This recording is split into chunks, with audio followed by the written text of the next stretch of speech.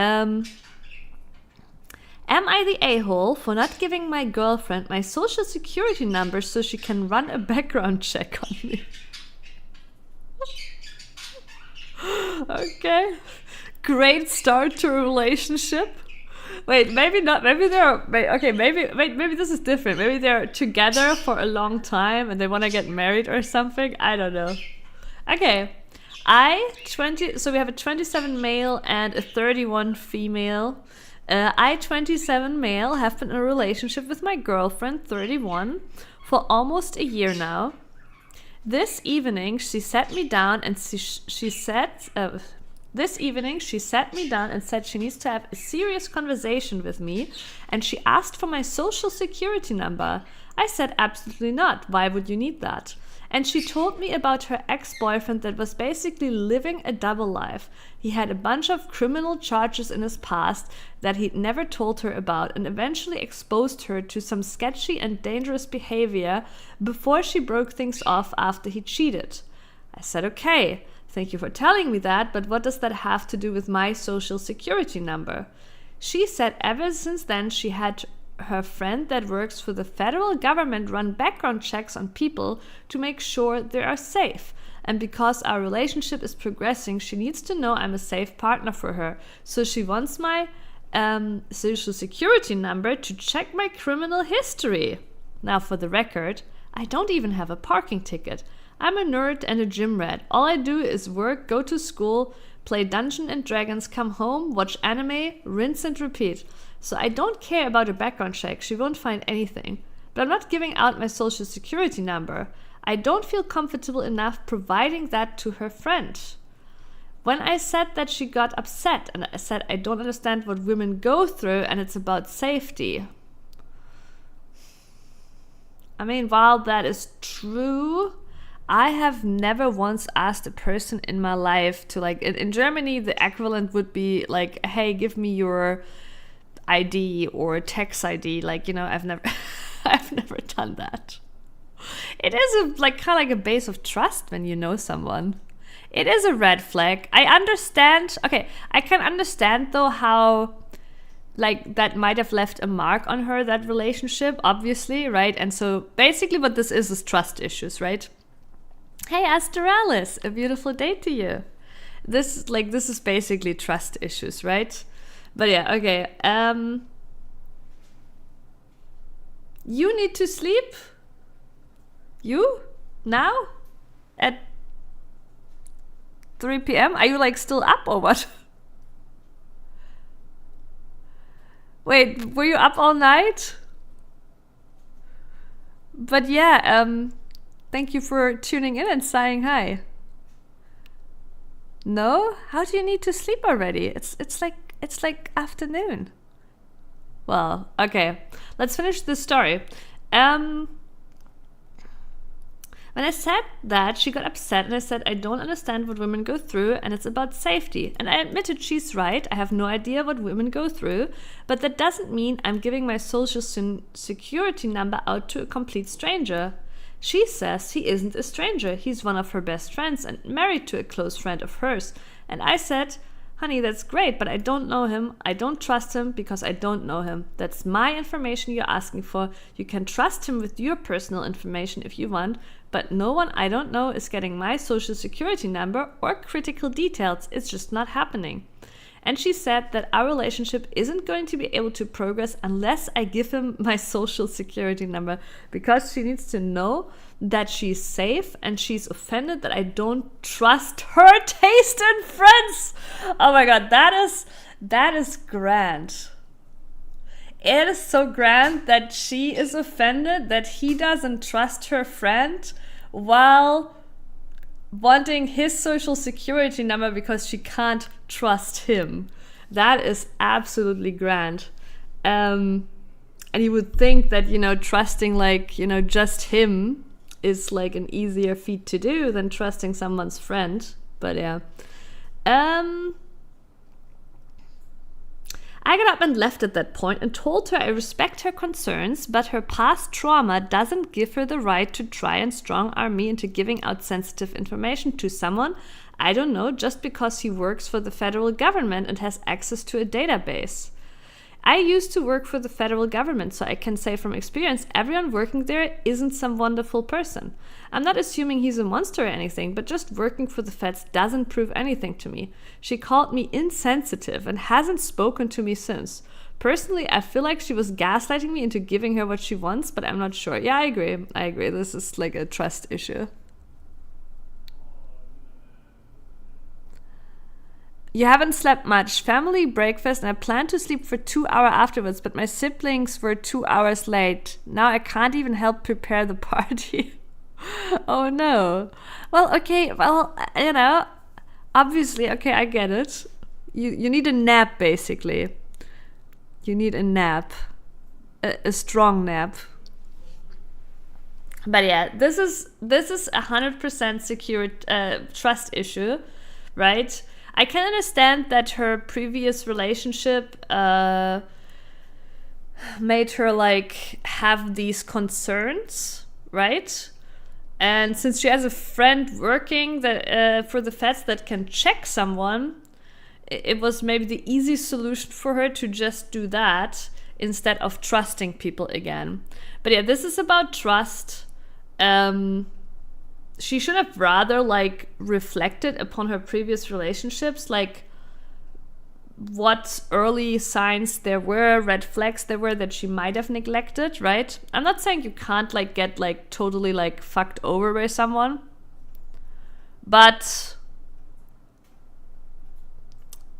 if you're long together with someone in each other's lives and trusting of each other, I don't know, there is still clear signs, I think, of when at least someone is not forthcoming about something, not transparent about something, right? Which can be red flags. So, yeah, this is basically like having a private investigator like check out your partner, right? Like this is like at that point, it's like I need to check your phone, shit, etc. But yeah. Oh yeah, I was wondering this too, reading this, whether the government friend is even allowed to background check someone just randomly, without any real reason. Over here, that definitely would not be okay.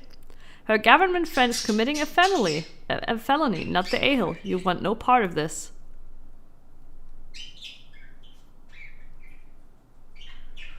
Right, I should trust I was also wondering whether the friend is just lying, right? Because, like, there's also a possibility the friend doesn't actually do the background check and it is just like based on what they think about that person.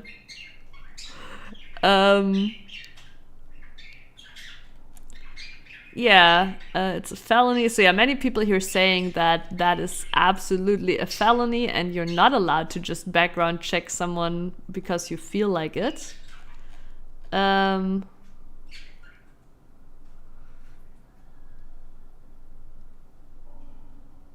Yeah, how does she know he's not the one running the con?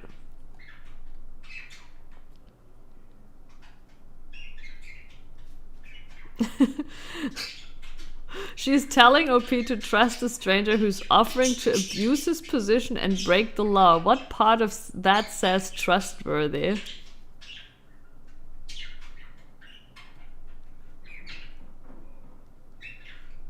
She's getting ready to rob him and ruin his credit.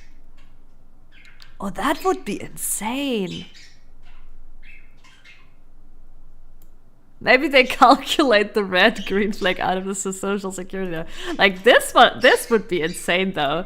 If actually this is all just a con, her story is fake, and she's getting ready to rob him. But I feel like a year would be too long for that. He said they're almost together for a year. That would be a very long con, right? Like I don't think she would invest that much time into it. But that would be a like. That would be insane.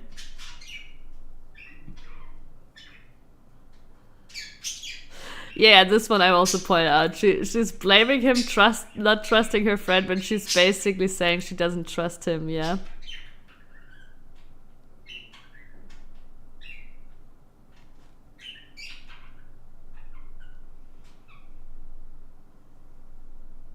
Yeah, I work adjacent to state government agency, can perform limited lookups on records of individuals. I would be fired, banned from doing business with the state, and possibly more for this.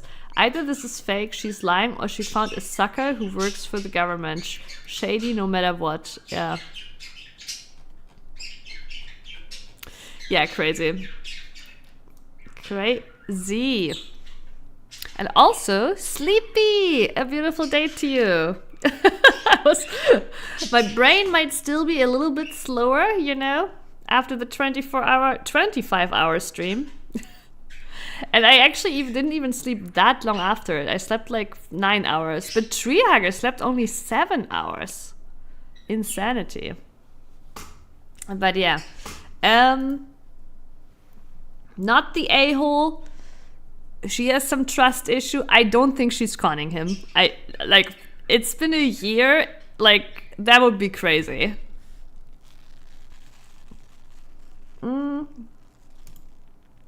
We're just clicking. We're not even like, you know, we're just clicking. Today we're just taking them as they come. Am I the a-hole? I cut contact with my mother on Christmas Eve because she told my 4-year-old niece she is an affair child that no one ever wanted. I mean, this is not an Am I the a-hole story.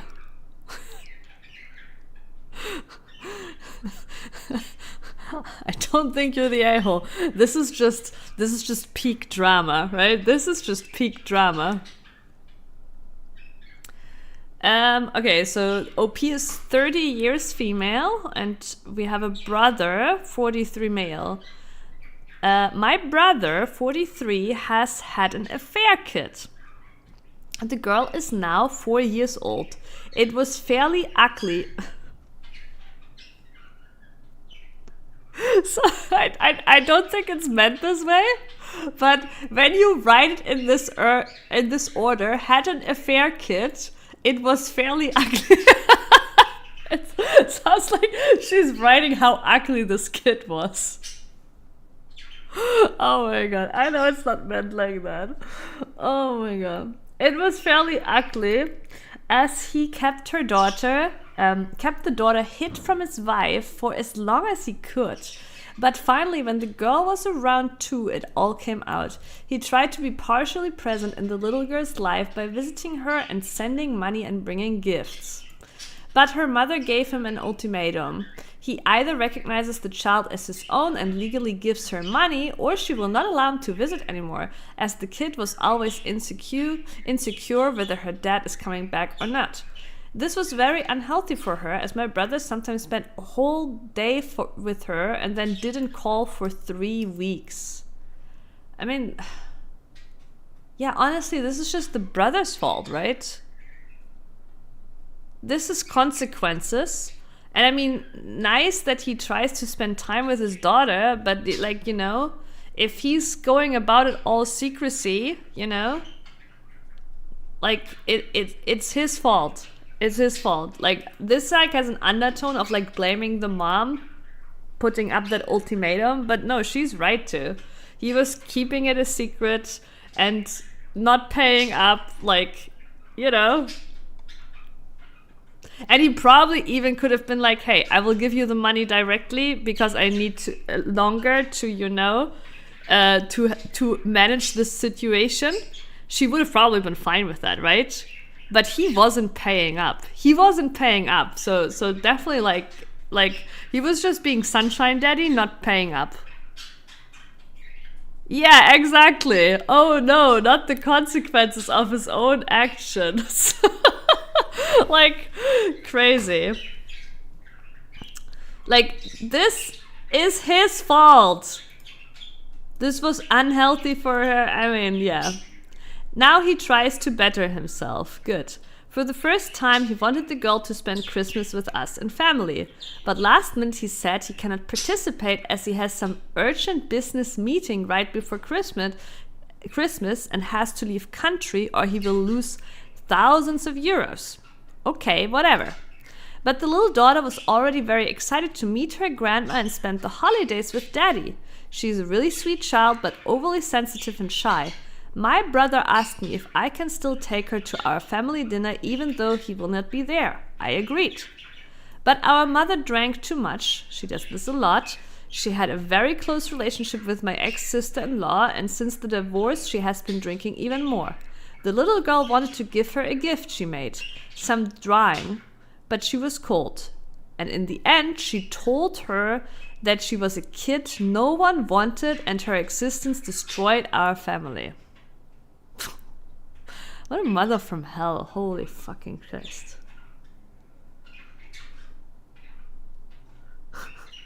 Like, literally the devil. The little girl is making her a gift. Literally the fucking devil.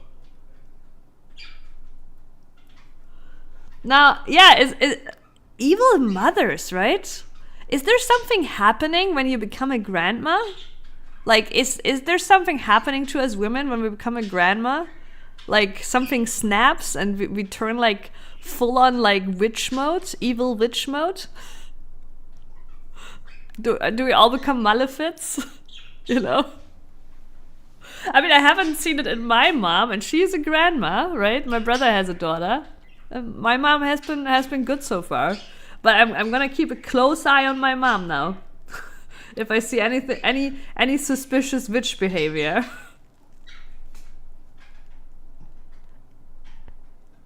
Yeah, it's the child. Yeah. It's such a common thing, right? The hate being on the kids. We had the story last time, right, with the siblings and their half sister that they treated awfully for the affair. Like, it's crazy. Like, and you would think, like, the mothers, the grandmothers, they have a lot of wisdom gathered throughout life, right? Because they have seen all the drama. They have seen it all, right? They should have the wisdom how to handle this.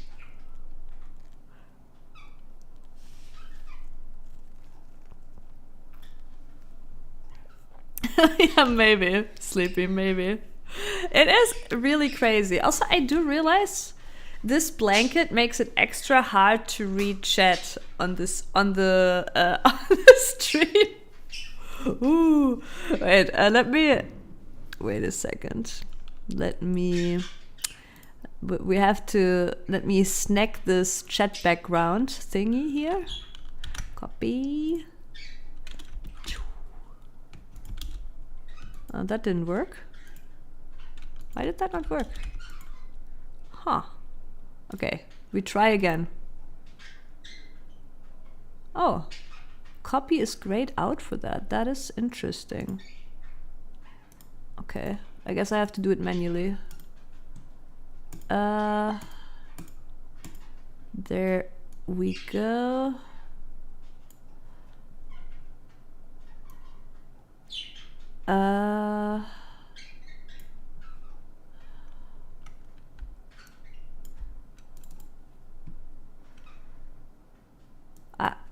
I'll have it figured out eventually.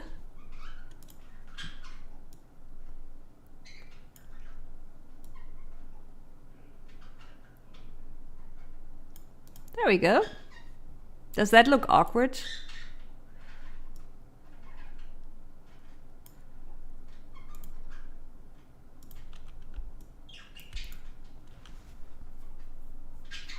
I don't know, but at least chat is readable, right? Okay. But yeah, it's fucking weird. People letting this shit out, and you letting it out on a little kid that makes you a present, right? That's why it's like devil territory. It's like blaming a little puppy. Like, it's crazy. Like, it's crazy that people like this exist. Now, I don't know how much a 4-year-old understands, but she started crying and wanted to go back home to her mother. So my mother didn't lose the chance to call the girl's mom that Lil Ho, she's in her late 20s. Oh, so mother didn't lose the chance to call the girl's mom that Lil Ho. She's in her late 20s. She knew he was married. They actually met through our mother as the girl was doing her nails at home. My ex-sister-in-law was also very nice with her.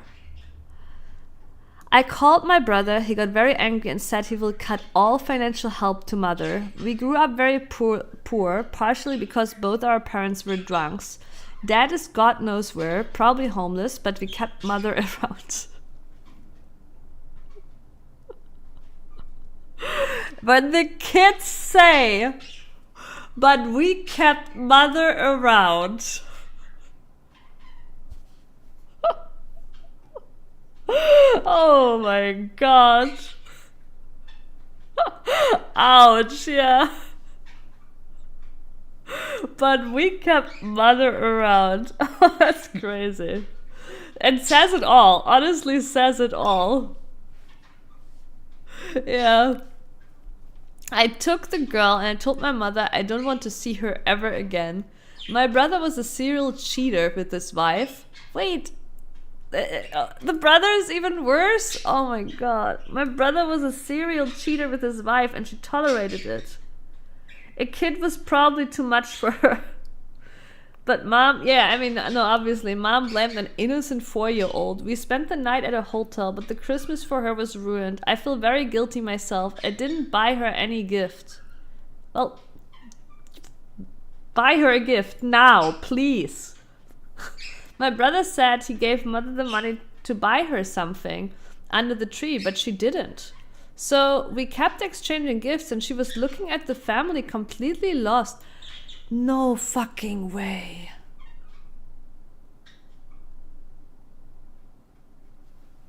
Oh my fucking god. They had a 4-year-old there for Christmas and there wasn't a single present for her? That is even worse. We kept exchanging gifts and she was looking at the family completely lost. Oh my god, this breaks my heart. This is like just the thought of that. Crazy. This is like kid nightmare fuel. Like everybody's getting present and you're there as a kid not getting anything? Like, obviously the mom didn't use the money, though I am a bit surprised that, I mean, okay, she does feel guilt and remorse now. Like, if I spent Christmas with family and like I always get a present for my niece, right? Now I wouldn't get presents necessarily like for like, you know, for cousins, kids, you know, like further away, but like the close. And basically this is her niece, so I'm a bit surprised that she didn't consider getting her niece a present either, right? But especially after her brother asked her to bring her niece to that Christmas, right? But it might have been very spontaneous and she didn't know before, so I'm gonna give her the benefit of the doubt. But I do think it's weird when you bring yourself that little niece to Christmas that you didn't get her a present either. My mother blames the child and her mother for all this, but I feel she hates the child more. Maybe, just maybe, she fears the money will go only to the child, nothing for her. I feel so bad because everyone had a gift under the tree. We had 2 other kids her age there and they got presents and she didn't. But for a 4-year-old, she was weirdly mature about it. She asked the other girl if she can see her doll and said she must have been nice to receive such a gift. I hate my family so much.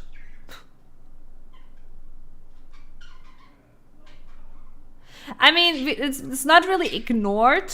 I mean, obviously, but like we already know the mother is the devil, so obviously she pocketed the money, right? Pocketed the gift money. but it's a bit overshadowed by just the simple fact of this 4-year-old sitting there not getting anything. I get it, right? Like, it's true. I didn't like super highlight it because I felt like, okay, that was obvious. We already knew. We had already established the mother was the devil, so this didn't come as a shock to me anymore that the mother also pocketed the money, right? But and I was more like, okay, I get that, but why did OP not consider getting a present either, right? Unless that gift money, I don't know, like, I still think it's weird. Like, I would never consider going with my niece to a Christmas party and not getting her a present, you know? If it's like, but like, as I said, a little bit benefit of the doubt. Maybe it was spontaneous. Mossy Froggies, welcome. I hate my family so much line blew your mind. It is a little bit shifting away from, at least I think she could have brought a gift herself for the 4-year-old, right? It's a bit shifting away the blame away from that. But besides that, it is like nothing of this is really OP's fault, right? Like, it's her cheating, serial cheating brother, and then her devil mother, right? Like, wait, is OP was female, yeah. So I hate my family so much. Also, I want to point out here, it's quite obvious that this is not native English speaking.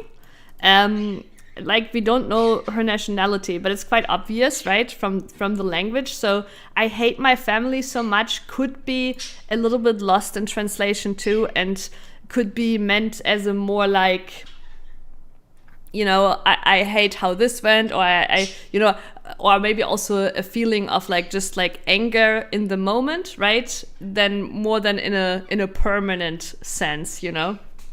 But yeah, I'm still honestly, but I am with OP on this one. Like, I think this line, right? I don't know when you joined, but this line here, Dad is God knows where, probably homeless, but we kept mother around.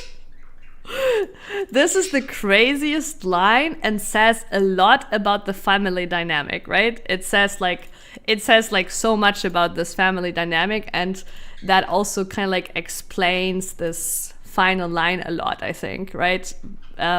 We kept mother around. It's really obvious that this is a very broken family dynamic. But I am also a little bit like, I would have immediately, on that evening, you know, if she hadn't gotten a present, you know, and we're leaving, I would have immediately taken her somewhere to have like a grand Christmas feast. I don't know, right? Obviously, I don't know. Maybe that's like not something OP could really afford, right? I don't want to like say like, you know, but still, like, I don't know. I definitely get it. It feels awful. The mother is the devil. Obviously, this is not an Am I the A-hole story. Like, the only thing you could really find is, why did you not consider bringing a present yourself for your niece, right? Yeah, and the thought of a little 4-year-old sitting at a Christmas and not getting a single present, and there's other kids getting presents, Jesus.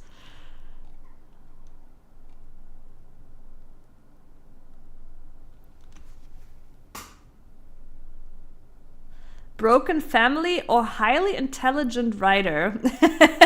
Yeah, we always, like, obviously, we never know whether the stories are fake, but we do know the story isn't AI, because AI wouldn't have made these kind of, like, typos and obvious translation mistakes, though AI in their language and then auto-translate it?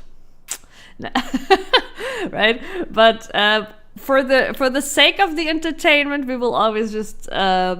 not always, but most of the time, just we will just assume it is true, right? Assume it's true, though there are some stories that are seem so obviously fake, that I will call it out. I still can't wrap my head around sending a 4-year-old to spend Christmas with strangers without the one family member she knows, her own father, being present. And he didn't even buy her any gifts himself. This honestly as well, right? The brother, I mean, the brother is such a massive a-hole too. And I mean, it's obvious, right? He, cheater. He might have, yes, he might have spent time with her, but also he obviously didn't want to pay money for his kid. Then he didn't get her any gifts, honestly. But yeah, this is a really good point that the father actually, instead of getting her any presents, gave his mother money to get presents is weird too. Palmed the money off on someone who hates the child, forcing her to sit there like a spare part while everyone else opens gifts. What a mess, and absolutely heartbreaking for a child, yeah.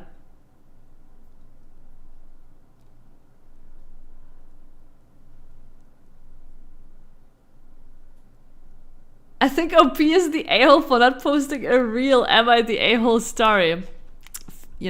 Fair take. Okay, am I the a-hole for refusing to ski with child of wife's friend when it became clear they exaggerated his skill level? Child of wife's friend. Okay.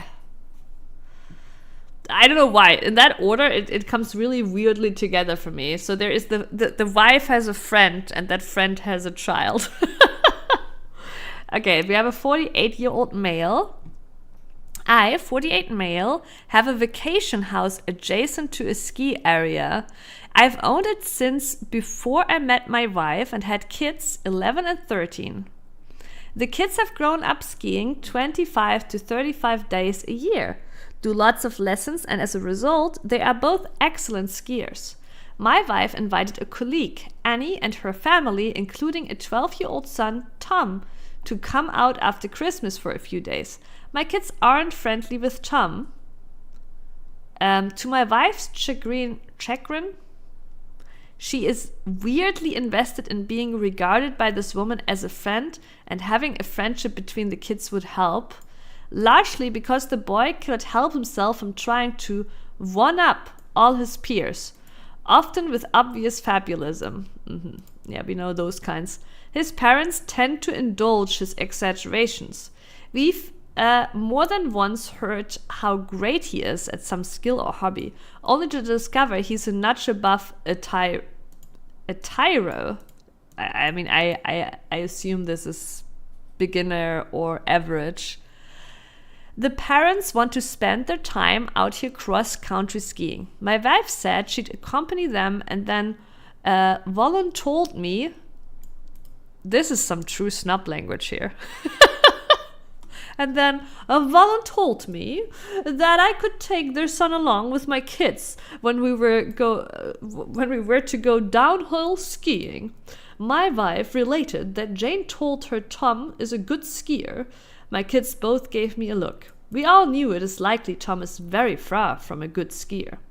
I told my wife I was not going to sacrifice our holiday ski time babysitting the son of a colleague I didn't want her to invite in the first place. She insisted I take him. The compromise we reached is that I would show Jane and Tom what sort of terrain we intended to ski. If they attested he could do it, I would take him. But if it turned out he was not capable, she would need to pick him up and figure out what to do with him for the rest of the visit. For example, they could enroll him in skill-appropriate group lessons. Just as my kids and I suspected, Jane and Tom told us he was an excellent skier and would have no trouble keeping up. And likewise, in line with our hunch, the moment we went to drop into a bowl, he freaked out and wouldn't do it. I called my wife to come get him. She said they were mid-cross country and couldn't make it. I said that was not what we agreed. I took Tom to the lodge and put him in kindercare. which usually only goes up to age 7. I mean, he's only 12 though. This would be like only hilarious and like, kind of like, oh, get what you deserve if he was like an 18-year-old, right? Like just a young adult, but he's only 12. Like, he's being punished here so hard while he's really, really just a kid. Really just a kid. We have to keep that in mind. He's only 12. So this OP is absolutely an a-hole. I still find it really funny too, but the OP is also an a-hole. He is an a-hole because this is only a 12-year-old, and 12-year-olds do exaggerate and have no clue about what they're capable of, right? So, and this relationship between him and his wife and all the shit, like, it's like there's no, like, that all of that shit doesn't have to be reflected upon the 12-year-old. But it was, okay, I would agree if it was just the kid, but listen, it wasn't the kid that said this.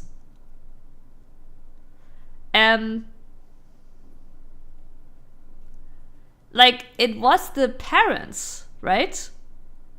The compromise we reached is that I would show Jane and Tom, the parents, what sort of terrain we intended to ski. If they attested he could do it, I would take him. He's 12. Wait, is Tom the kid?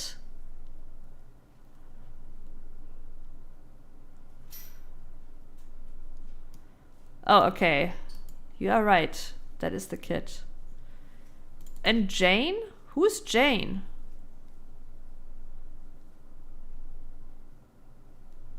Because the friend is Annie. But unless he changed name, because up here it says, my wife invaded a colleague Annie and her family.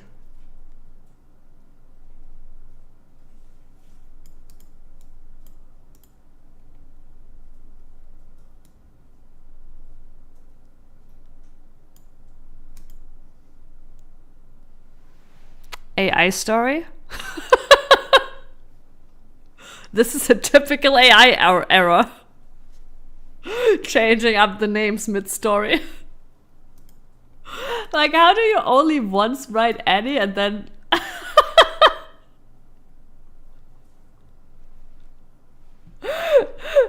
This is honestly a very typical AI error, switching up names mid-story.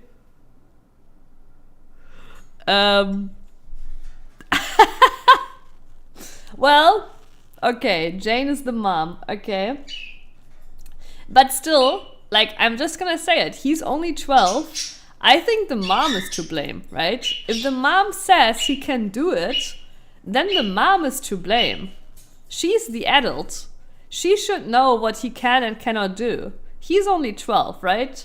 It is funny, and I'm not disagreeing that he will still learn a lesson from this, but the mom here is way more at fault than Tom. Like, because she is like, she's obviously supporting this, and she's obviously the one exaggerating the skills of her kid all the time.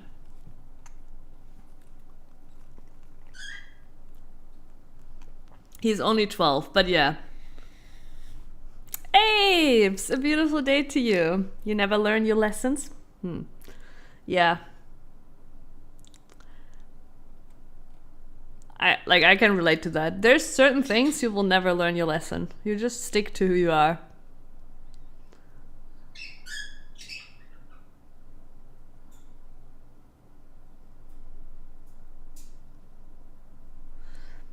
Yeah, but like, to me it looks like it's actually the parents that make it, because the parents are constantly exaggerating the greatness of their kids.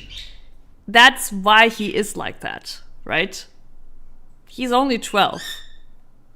Like, honestly, the parents need to be taught a lesson, not the 12-year-old. I mean, I don't disagree that this will teach him a kind of lesson, but is he even old enough to understand, like, you know,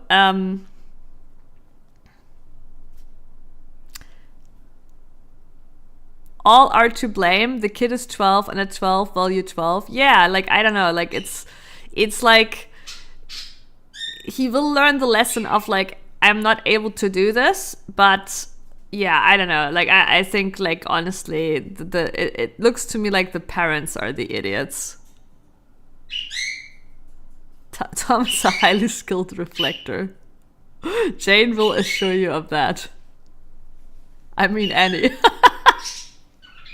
Should we ask ChatGPT to write a continuation of this story? Well, I'll still finish the story off, okay?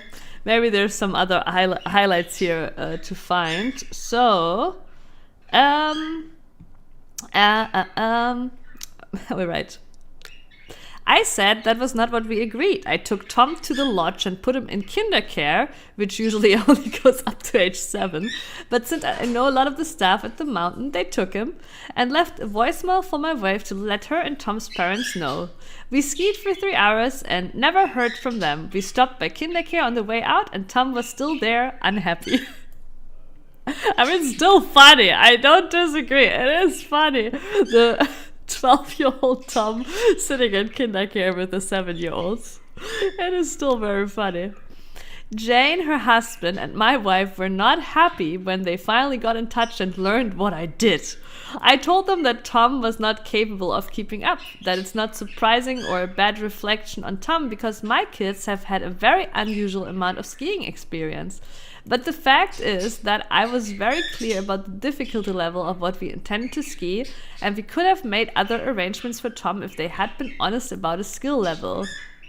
So, was this an a-hole move or reasonable?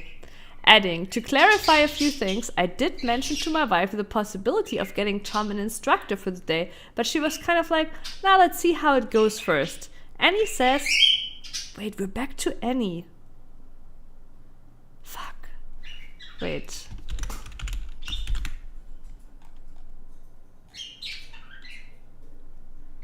What is going on?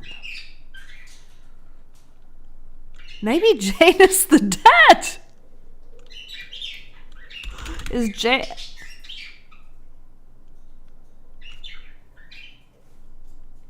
No, it says Jane, her husband, or it's or is it Jane and her husband, or is it Jane, her husband?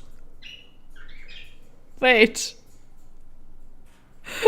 Is Annie the dad? Which is it? Shit. Maybe we got this all wrong. Maybe Jane is the father. See, Jane, this is not Jane and her husband. This is Jane, her husband. Okay. Wait, maybe we'll get a clarification on this. I need to check the comments if anybody else brought this whole Jane versus Annie thing up. I don't know, but this screams divorce. Yeah, that is always like a safe insertion. To clarify a few things, okay, given that a 3-hour private now costs around $400, I can see why Annie might not be enthusiastic about that. There are some youth groups too, but they have been long fully booked up. I did get a short opportunity to see Tom ski easy terrain or terrain on our way over to the lift that serves the bowl and on the road to the bowl, and he seemed like an intermediate skier. The bowl we were trying is the easiest on the mountain. Wait, so he did think...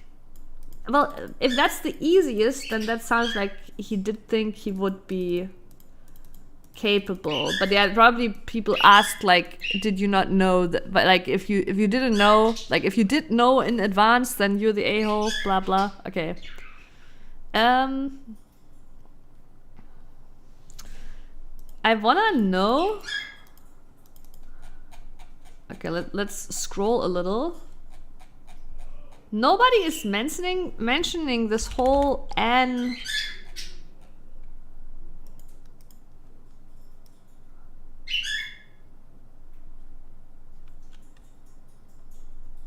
Why is nobody mentioning this whole Anne Jane thing? Does nobody dare to? Because maybe it's like because of gender issues. We do need a 1% Redditor comment.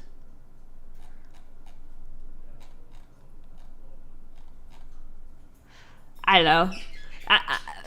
It's so hilarious because this is a common mistake made by AI. But on the same hand, I don't even think the story is drama driven enough to be AI, and you can kind of tell the snob. I don't know, the snob speech too. I think this whole relationship between the OP and his wife is weird. The way he writes is weird. The 12-year-old, like, the parents are assholes for making the 12-year-old always, like, exaggerate his skills. Yeah, I don't think the 12-year-old is really to blame, in all honesty. Even though he will still take a lesson away. All right. Am I the a-hole for being honest about why I wasn't going to be at my parents' house when my sister visited? Dun dun dun, drama with a sister. My sister 51, let's call her Jane. We have another Jane. Wait, maybe I'm just out of the loop. What if Jane is a Redditor term for a certain type of person? What if we've moved on from Karens to Janes? Yeah, I agree, Sleepy. I don't like the guy. He crafted his post to make himself seem, but yeah, 100% Mossy. Like, I think the best way for me to put it with the previous OP is, there is a lot of malicious compliance in what he did, right? While making himself seem like the educated, rich, expert skier, you know. Oh, my family, you know, gets high, like, let's get lessons every year, right? I don't know. It seems very arrogant, very snobby, and a lot of malicious compliance, basically. Yeah, true. Everyone kind of was an asshole. That is true, Apes. I do think Jane is very common, probably. Yeah. Okay. My sister, 51, let's call her Jane, rarely communicates with the family, doesn't return texts, and often seems selfish with her time. Despite this, I've tried to maintain a relationship with her because I love my nephew, 11. Okay. About a month ago, Jane told me I was not allowed to be at our parents' house when she visited with my nephew. She explained that she wanted time alone with our parents because she doesn't get much of it.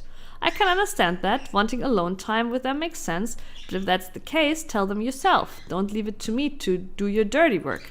Recently, our parents let me know Jane was coming to visit and asked if I would be there. I said, no, I'm not allowed to be here when Jane visits. Well, this sounds a bit more... I'm not allowed to be here when Jane visits. Sounds like I'm never allowed to be there when Jane visits. I knew my dad, 90, wouldn't... Wait, how old is OP, by the way? Is he younger or older? I don't know. I knew my dad, 90, wouldn't like hearing that, and sure enough, he let Jane know what I said, and he was not happy. I love my dad, but he has been verbally abusive to his kids all of our lives. Me being the oldest, I have tried to shield my siblings from the wrath. He gets very hurtful and has called me cunt, stupid bye. You get the drift. I have made peace with this because he has been to therapy, started meds, etc. Does he still have a temper? Sometimes. Do I ignore his 90-year-old outbursts? You bet. because he is generous of spirit, weird and funny the other 90%. Now, Jane is furious with me for escalating things, but I don't think I did anything wrong. I didn't create the situation, she did. I wasn't going to lie or cover for her to make things easier for her. She made this choice, and I simply spoke the truth about her incredibly selfish and hurtful decision. Listen, I also think it's weird from her, but like up here he said, yeah, I get it, it's fine. And then 3 paragraphs later it's like, incredibly selfish and hurtful decision. Like, where was it? I can understand that. Wanting alone time with them makes sense, you know. But we're all Gucci here. It's all cool. Cool decision, you know. I've chosen to live near my parents to spend meaningful time with them, and I've worked hard to build and maintain that relationship. I'm not going to apologize for that or let Jane shift the blame onto me because she didn't want to have an uncomfortable conversation. Yeah, everyone sucks here.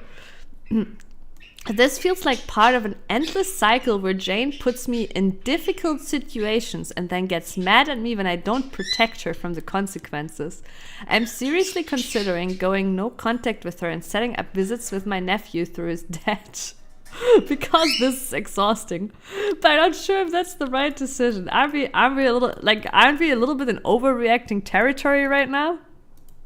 Maybe Jane is right. Maybe he does tend to escalate things.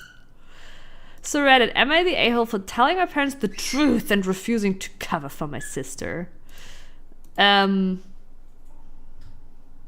is an everyone sucks situation. I do think it's giga weird that the sister is like, she doesn't want him to be there and spend time alone with her parents. It's also even weirder when the sister doesn't voice that to her parents. Like, this whole situation didn't need to exist. If I want to spend some time with my mom, talking just to her, I call my mom and I tell her, hey mom, I would like to talk to you, just the two of us. If then my brother somehow gets wind of it, I will tell him, hey, I'm sorry, it's weird, I know, but in this case, we wanted to, have some chatterino, just the two of us, right? And yeah. And like, maybe Jane is right. The way he like goes like, oh my god, I'm gonna go no contact, is like such crazy escalation levels and exaggeration of what's actually going on here that I think maybe Jane is right. Maybe he does escalate things. And, maybe Jane just really doesn't like her brother. A chatterino? Like, I don't know. This is like, this whole situation didn't have to exist. Jane should have told her parents 100% that she just wanted to spend time just with them. But also, it does make me wonder if there is some issue actually between the sister and the OP. That it's not a thing of, hey, I want to talk to my parents by myself if time. It does clearly feel like she actually doesn't want her brother in her life. Also, we can like tell from the start, from the get-go, that he is like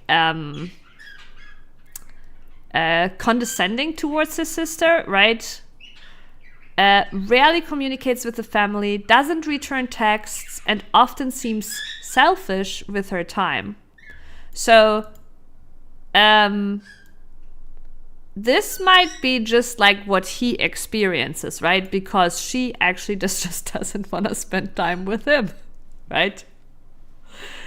And yeah, he might be an obnoxious fuck, and which is why she doesn't return texts to him. And maybe her life is busy and she doesn't get to spend time with her parents as often. She doesn't live as close. It's a far travels for her, and she doesn't want to spend time with her obnoxious brother when she has the opportunity to visit her parents. She also has a kid. Yeah, it's that is kind of the vibe this is giving off, and yeah, like there isn't enough information here to really like when he says she seems selfish with her time, she has a kid, like what does this mean? Is this trustworthy? I don't trust this OP. We don't have enough information, but she definitely should have told the parents too. So everybody sucks, but honestly I almost feel like the OP sucks more than the sister, but maybe that is also me and when I can like relate to maybe like being, you know,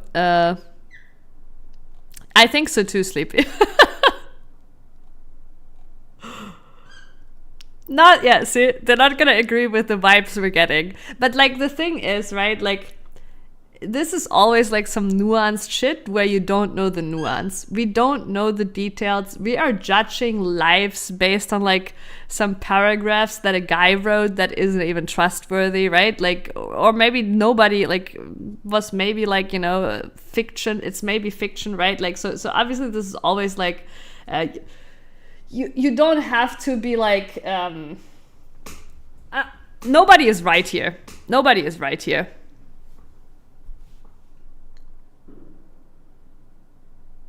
It's interesting. I read this the other way. I feel a genuine thing from the OP. Listen, don't get me wrong. I don't think like, you know, when I say this, I'm obviously exaggerating. Like, you know, I have no clue whether this OP is an obnoxious person or an a-hole or anything, right? But I think the interesting thing about this story is that we have like two sides of a coin here, with the sister who's busier and with the brother who cares for his parents and lives close to the parents and is very has a much closer wire, basically. That's how we say it in German, to his parents, right?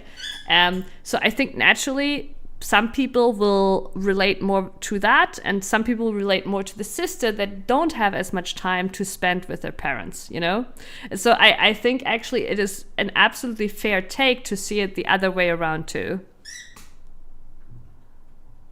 100% confident, OP is at least somewhat annoying. Yeah, the thing is though, right? It sounds like he is definitely condescending towards his sister for not spending the same amount of time with the family, right? And he also points out how he moved closer to be able to spend all this time with the family, and it definitely sounds like he blames her for not doing that, but we don't know her circumstances, right? Like this isn't something everybody can do, right? She might have her job like, you know, cities away. She might have her husband's family might also be somewhere else, like, you know.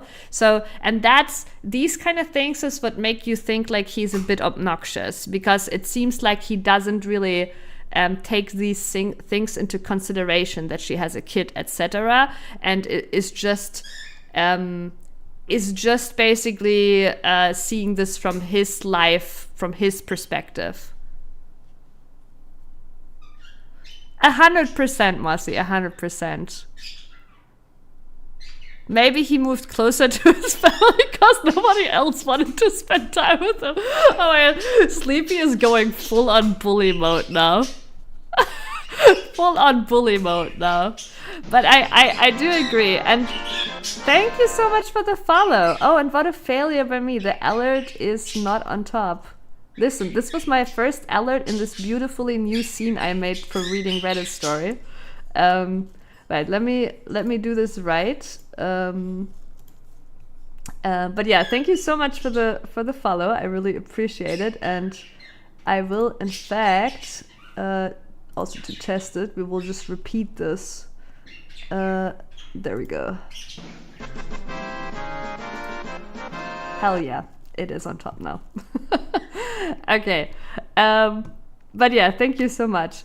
But yeah, no, 100%, there's always two sides. But yeah, I think this one is especially something where like there is no like clear like basically the OP isn't like the absolute devil. I don't think the sister is an absolute devil, so you can kind of like relate to points on both sides. But I do also tend to say like there is a few things here that he is saying that like seem very like self-centered, where like, because she has a kid and stuff, right? And or not necessarily self-centered, but very like I spend so much time with family, right? And it sounds like he already like he's already mad at her for not doing that, but we don't know her circumstances.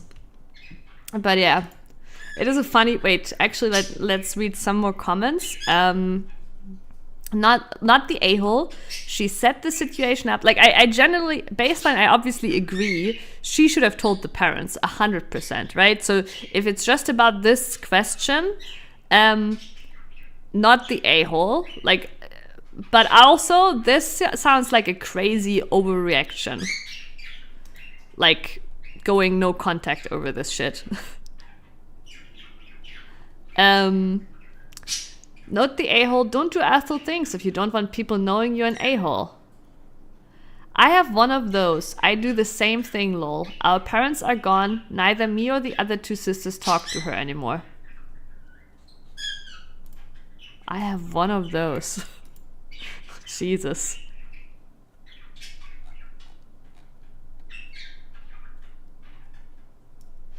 Not the did you tell Jane that you would tell her the truth? She knows that I never lie because I will end up forgetting what I said. Yeah, like obviously that situation like is not wrong. Like you know, she should have told the parents 100%. What a weird family dynamic. You guys always pulling this silly shit with each other. It is, yeah, it is. What is weird about this a little bit is like that it still has this like, it kind of still has a dynamic where it's like each of them, both are like just for themselves basically, and then the parents are the final judge.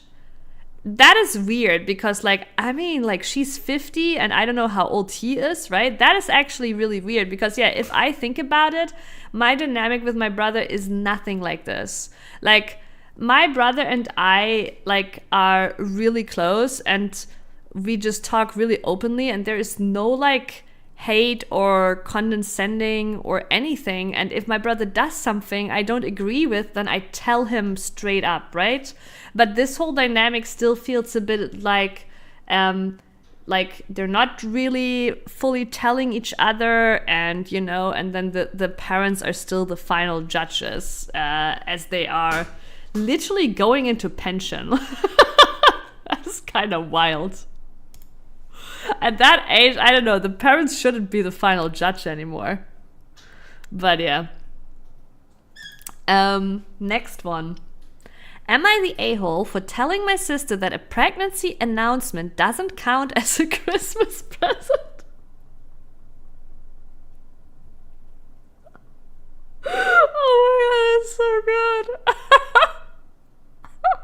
good. My Christmas present to you all is that I'm pregnant. Oh my god, the imagination. Somebody can clip this right now out of context.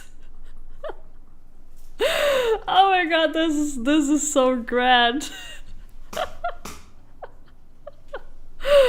Oh, that screams like self-centered, if anything else. Imagine if she gift wrapped her baby up. Her belly. Yeah. No, her baby, no, her belly. Yeah, that's even better. Yeah. Like a big ribbon around your belly. Oh my god. This is like, I mean, I'm not a doctor. I don't know who or what is a narcissist, right? But this, like, to me, this screams narcissism like crazy. But also, okay, it could also be a joke. Okay, listen. If you actually commit to the bit and you put a ribbon around your belly, I could see this being like a crazy joke, you know? But then you would still bring some presents, right? But I like, honestly, it's a kind of joke I could do. And then like have the presents hidden away and bring them out after. That is honestly, that's funny as fuck. So yeah, but yeah, I could see that as a skit too. My 32, the OP is 32 male family gets together every year for Christmas for a week or so at a popular vacation spot in our state. Okay, for Christmas for a week or so at a popular vacation spot in our state. This has been a tradition since I was a kid, and every year we do a secret Santa exchange. Anyone over 18 is put into the pool, which helps cut down on expenses as you only need to purchase a present for one adult instead of all the siblings, parents. Yeah. I mean, I think every bigger family does something like this. Kids and teens under 18 would get individual presents, but the youngest is my sister, who is 24, so it hasn't come up for a while. My sister, Heather, 24, is the one who had my name this year. She gave me a positive pregnancy... This is even worse. She gave me a positive pregnancy test wrap up to look like a DVD set of my favorite show. This is like this is worse on so many levels. He baited him with his favorite show, and also she wrapped up the fucking pregnancy test she peed on, okay? Nobody wants to have that. Hear me out? No! This is only okay to give to your partner, alright? The baby now officially belongs to him.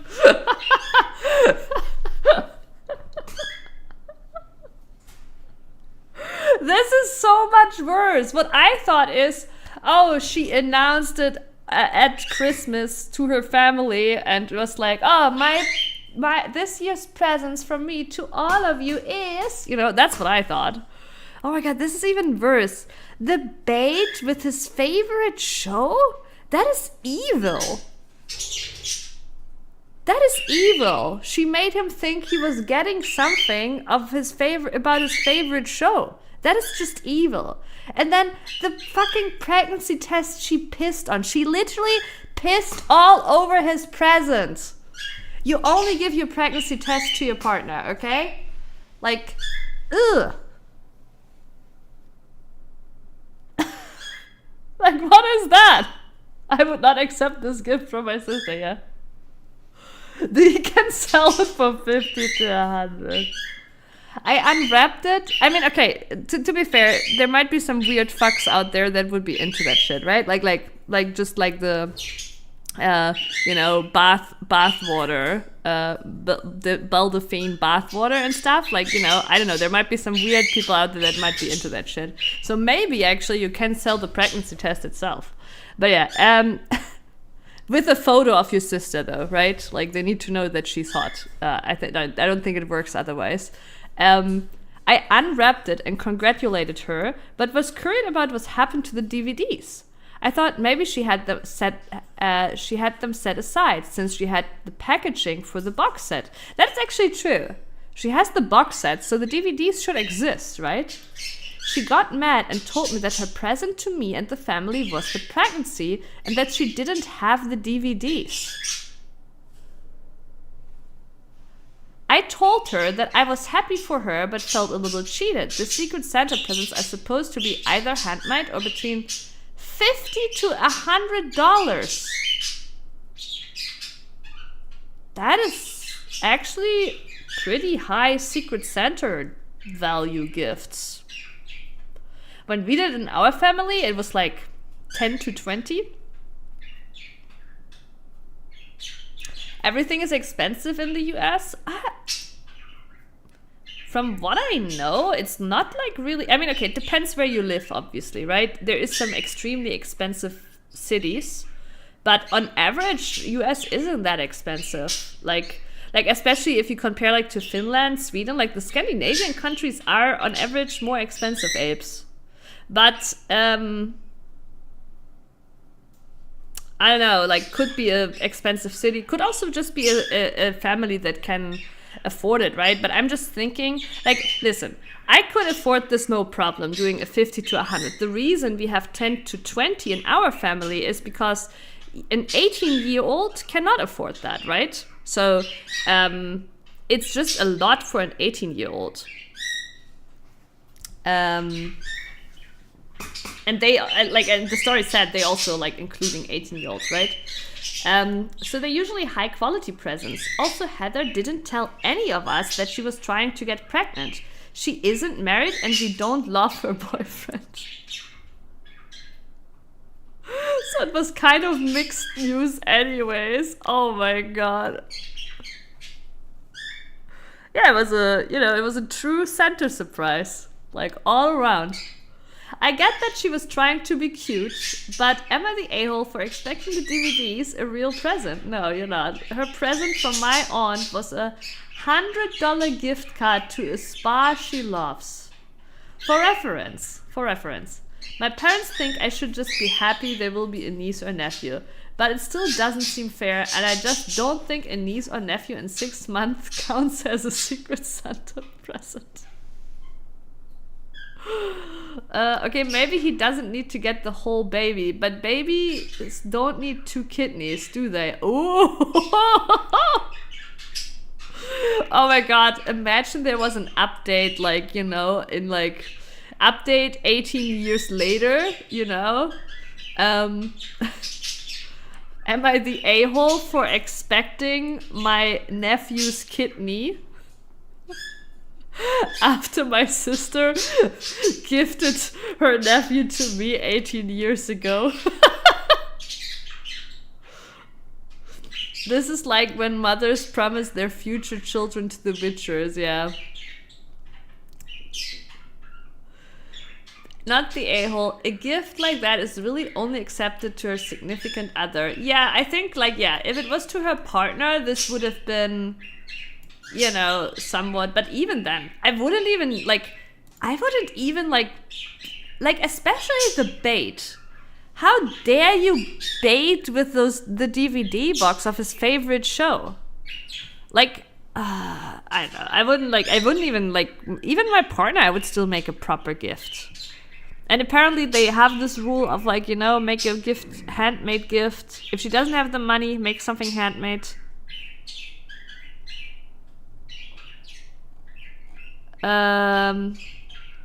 I would find a way to get the sister's name the next year and place a negative pregnancy test in the empty box of something the sister absolutely loves. When she opens this up, say, your gift is you don't have to worry about me being pregnant this year. Oh my god, I love that. I love that so much. This is the best reply.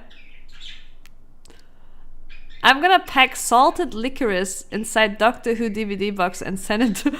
Oh, yeah, it's literally evil, apes. It's evil. This is literally, yeah, if somebody made me a Doctor Who box because I love Doctor Who, that is, but it's apes. It's not as evil as this one, because salted licorice, even though I don't like it, I can still give it to someone who likes it, and make them happy. So...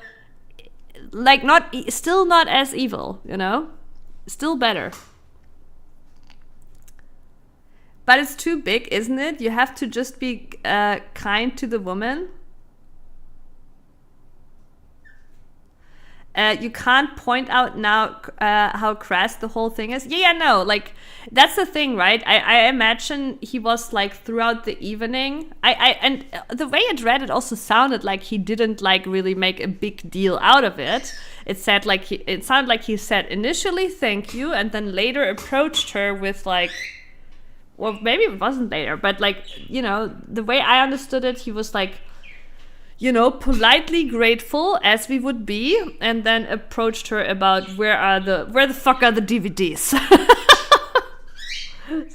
He sounds, even the way he writes it, I think sounds very trying to navigate this politely. That's the way it reads, right?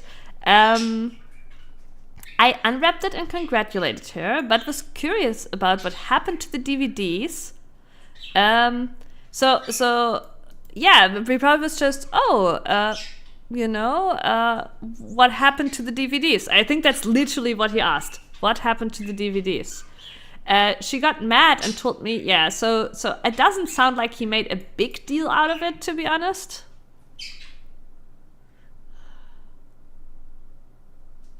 Yeah, how crass, yeah. I'll just pack a little bit of my admiration in the box. Oh.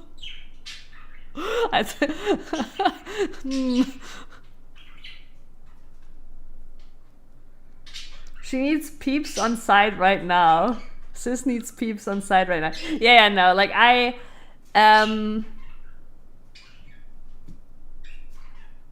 yeah, I'm actually, like, here, if I imagine this happening in my family would call that person out openly. Everyone. Like, my family is very direct and very blunt.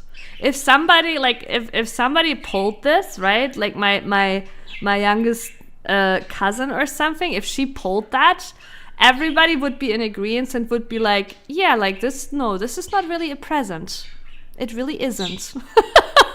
Like, there would be, like, no doubt in my mind that everybody would be, like, in agreement that isn't a proper present. Maybe it's because we're German. Maybe. Yeah, I think, like, it isn't our nature to be very blunt about these kind of things. You think he's the a-hole for not giving her the scolding she deserves? Interesting. That is you can have that take, but then again, she is an adult, so, I mean, obviously I know you're half joking, right? But she's an adult, he's an adult, he has no responsibility anymore to scold. Prince, I failed. Alright, a beautiful day to you, Prince. That's still so funny. Like, I can even imagine at my family, I think everybody would, like, take a second and be like, huh? Like, huh? But I can even imagine that not even the person that getting the present would have to point it out. I could, like, even, like, like, the older ones in my family would be like, is that all? Like, that would be so fucking obvious.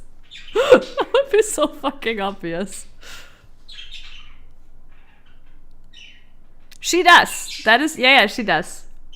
And I think the present next year, like the reply present, is the perfect response, because then they're even, right? I think that is the perfect response.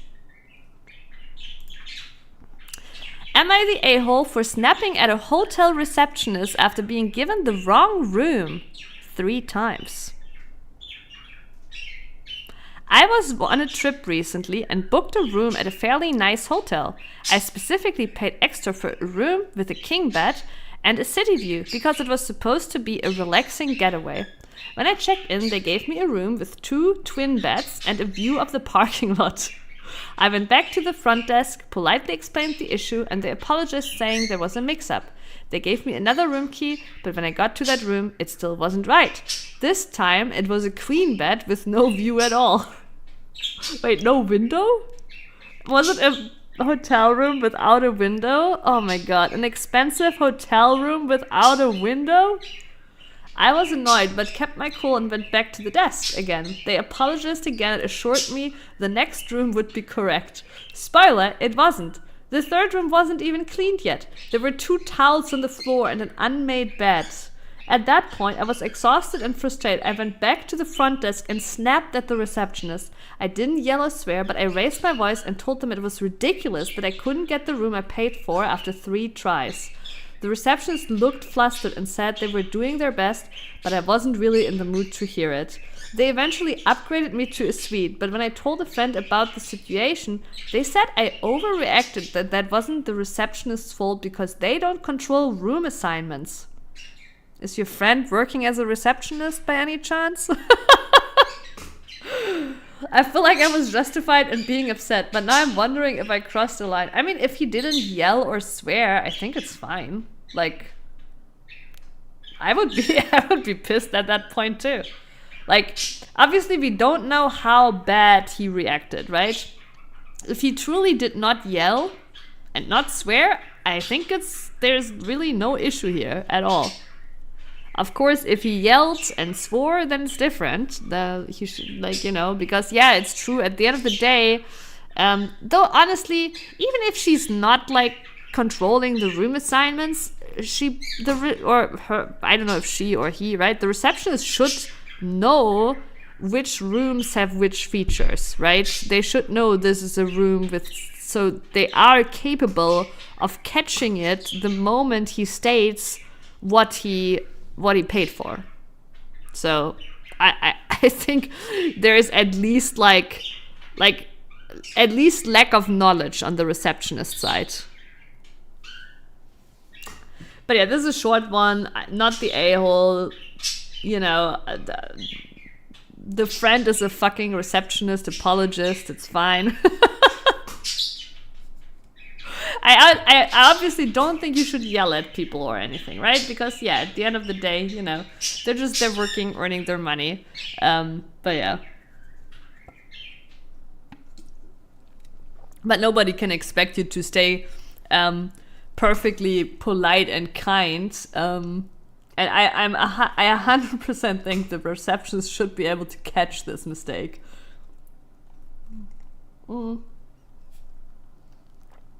Yeah, you were super patient. Yeah, I agree. I agree. Like, he was patient with it. Yeah, as a former hotel receptionist, they're literally the only ones who control the room assignments. You have every right to be upset. Yeah. Like, I would also think, I don't know, there might be hotels where they do not control the assignment and they're literally just there handing out keys. But I think then they should still know which rooms are where and what, like that this one is a parking lot view or this one has no window, you know? I can imagine OP Karen screaming about how he's not yelling. That is the thing. That is the one thing, right? Why I said if he truly wasn't yelling, right? Because we never know. He might be, I wasn't yelling, I wasn't swearing, right? But in reality, he was like being extremely upset about it, screaming his lungs out. The guy paid for a room and not an aesthetic experience. But he did here, right?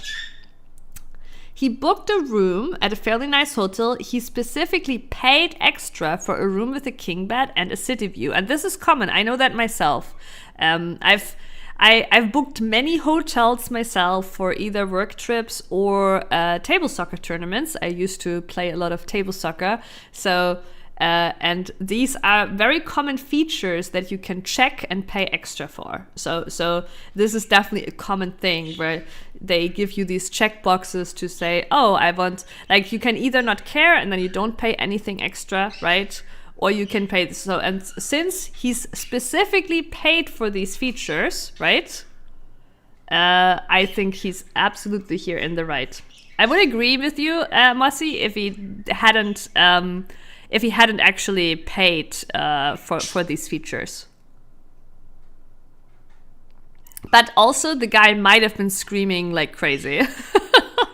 Because the friend was kind of like defending the receptionist, making me think maybe he wasn't as polite as it seems the way he writes it. But yeah. But then it would still be an everybody sucks situation rather than, you know, because yeah, he paid for it. He didn't get what he paid for, right? I booked a regular room for Burl and that room tried to kill me by dropping a ceiling tile in the bathroom. Did it drop while you were in the bathroom? You missed that part, yeah. Were you actually in the bathroom when it happened? That is so fucking scary. Oh my god. That is fucking scary. Also, what are the odds, right? That it literally fell as you were in the bathroom, right? But maybe this means you're less likely to now get hit by a ceiling tile and die from that, right? Because you already had one fall very closely to you, so I think you're in the good now, like for causes of exit, like causes of death, you know? But yeah, that is crazy.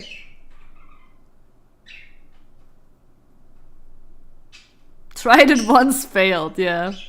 But no, actually, Apes, I get it. I agree. I would be the same. I would be like, well, I already had one fall here. If I go into another room, you know, I reset the RNG. But at the other hand, you could be thinking that there's something wrong with the bathroom ceiling. I don't know. I might be, like, I think I would still be worried that more tiles in the bathroom will fall down. Yeah, it is really unlucky. But Apes was really lucky in her unluck. So, you know. Am I the a-hole for telling my wife we are not going to move just because my ex bought a house near where we lived? My wife and I have been married for 3 years. Wait, before I go into this, like this title is actually already like a little bit. So what are, like, I just, before I start reading this, we can already make some bets, right? Do we have a crazy ex here? Or is it truly just a coincidence? But I also agree with the fact I would not move either, probably.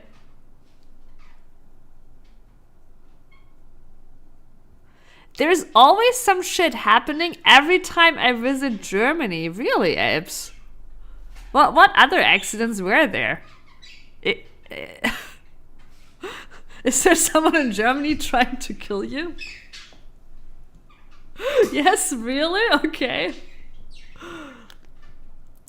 Okay, my wife, while you write it out, I will go ahead with the story.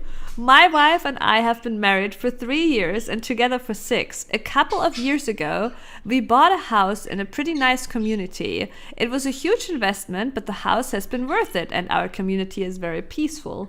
Last week, when my wife and I were walking in the park, we ran into my ex. I was shocked because I haven't seen her or spoken to her in a very long time. For context, my ex and I dated for the entirety of high school and college, so almost 9 years. We were really serious about marriage, but ultimately we got both cold feet and broke up. The breakup was the worst experience of my life. And it took me a lot of time and therapy to get over it. Like, I've had bad breakups too. But this sounds like, okay, they both had cold feet, they broke up, nothing actually that traumatic happened, and then you need therapy? I mean, the therapy was probably for other stuff too. I'm just like, ooh, okay. But I ultimately did get over it, and it's all in the past now. Well, if he needed therapy, it sounds like he wasn't able to really let go, right? So maybe the wife's worry is not that unreasonable. When I ran to my ex, we were both surprised and caught up on life. My ex had bought a house in this community a few months ago with the help of her parents. My ex was really friendly with my wife too. We had a pretty short conversation and that was it. However, when my wife and I got home, my wife just completely freaked out. She said this was intentional from my ex, that she had bought a house near where I lived. She said during my entire conversation with my ex was furiously blushing. I told my wife to relax and stop overthinking this, and it was just a coincidence that my ex had bought a house in our community. The next time my wife brought up the possibility of moving, I told my wife there was no way we were moving, especially after all the effort we took to move here. I told my wife she just needs to relax and stop freaking out for no reason. Well, generally, okay, so I do think this breakup sounds crazy, but generally it's a crazy reaction to move literally out of your house you bought because of an ex. That is a crazy reaction. So obviously, there is some crazy trust issues here. Like, because yeah, it shouldn't matter. Like, he should be in love with his new wife and really like shouldn't actually like see the ex that way anymore. But also the way he writes it, that it was like the worst thing of his life, he needed therapy to get past it. Like, it does sound like maybe I'm just wondering, did he stalk her? Was he not able to let go? Like, what happened, right? That it was like that he needed therapy to get over it. Okay, let me first catch up on Abe's German whoopsies. Well, first trip to Hanover, a volcano erupted in Iceland. Oh, yeah. I actually think I remember that. So yeah, that made like the planes all like, like some of the planes weren't going. Then next trip, München. Granted, we were already in Finland. We were coming back from the airport by train and someone wanted to off themselves with the train. Oh, so the train was stuck on the railroads. And then lastly, the Berlin ceiling tile. Okay, but the other two are more like traveling inconveniences, which I would argue happen all the time. And you're right, in Germany, they happen all the time. Like, these kind of traveling inconveniences, like, I don't know, are extremely common. Yeah, unfortunately. The tile, though, crazy. Mossy, all my life experience and the wife's reactions tells me to pay very close attention to the situation. All sorts of red lights and flags are waving. Yeah, like, there is very little trust here, right? Because, I mean, also it's crazy. It's not just like they only met once. And the wife is immediately, we need to move, right? And she's here because of you. But to be fair, like, and that's what I'm saying, there is like this small thing here where I'm like, I mean, the breakup does kind of sound crazy. That's why I'm seeing red flags, honestly, on both sides a little bit, right? It is weird to have this kind of lack of trust and communication when you're married and having a house, right? But also, I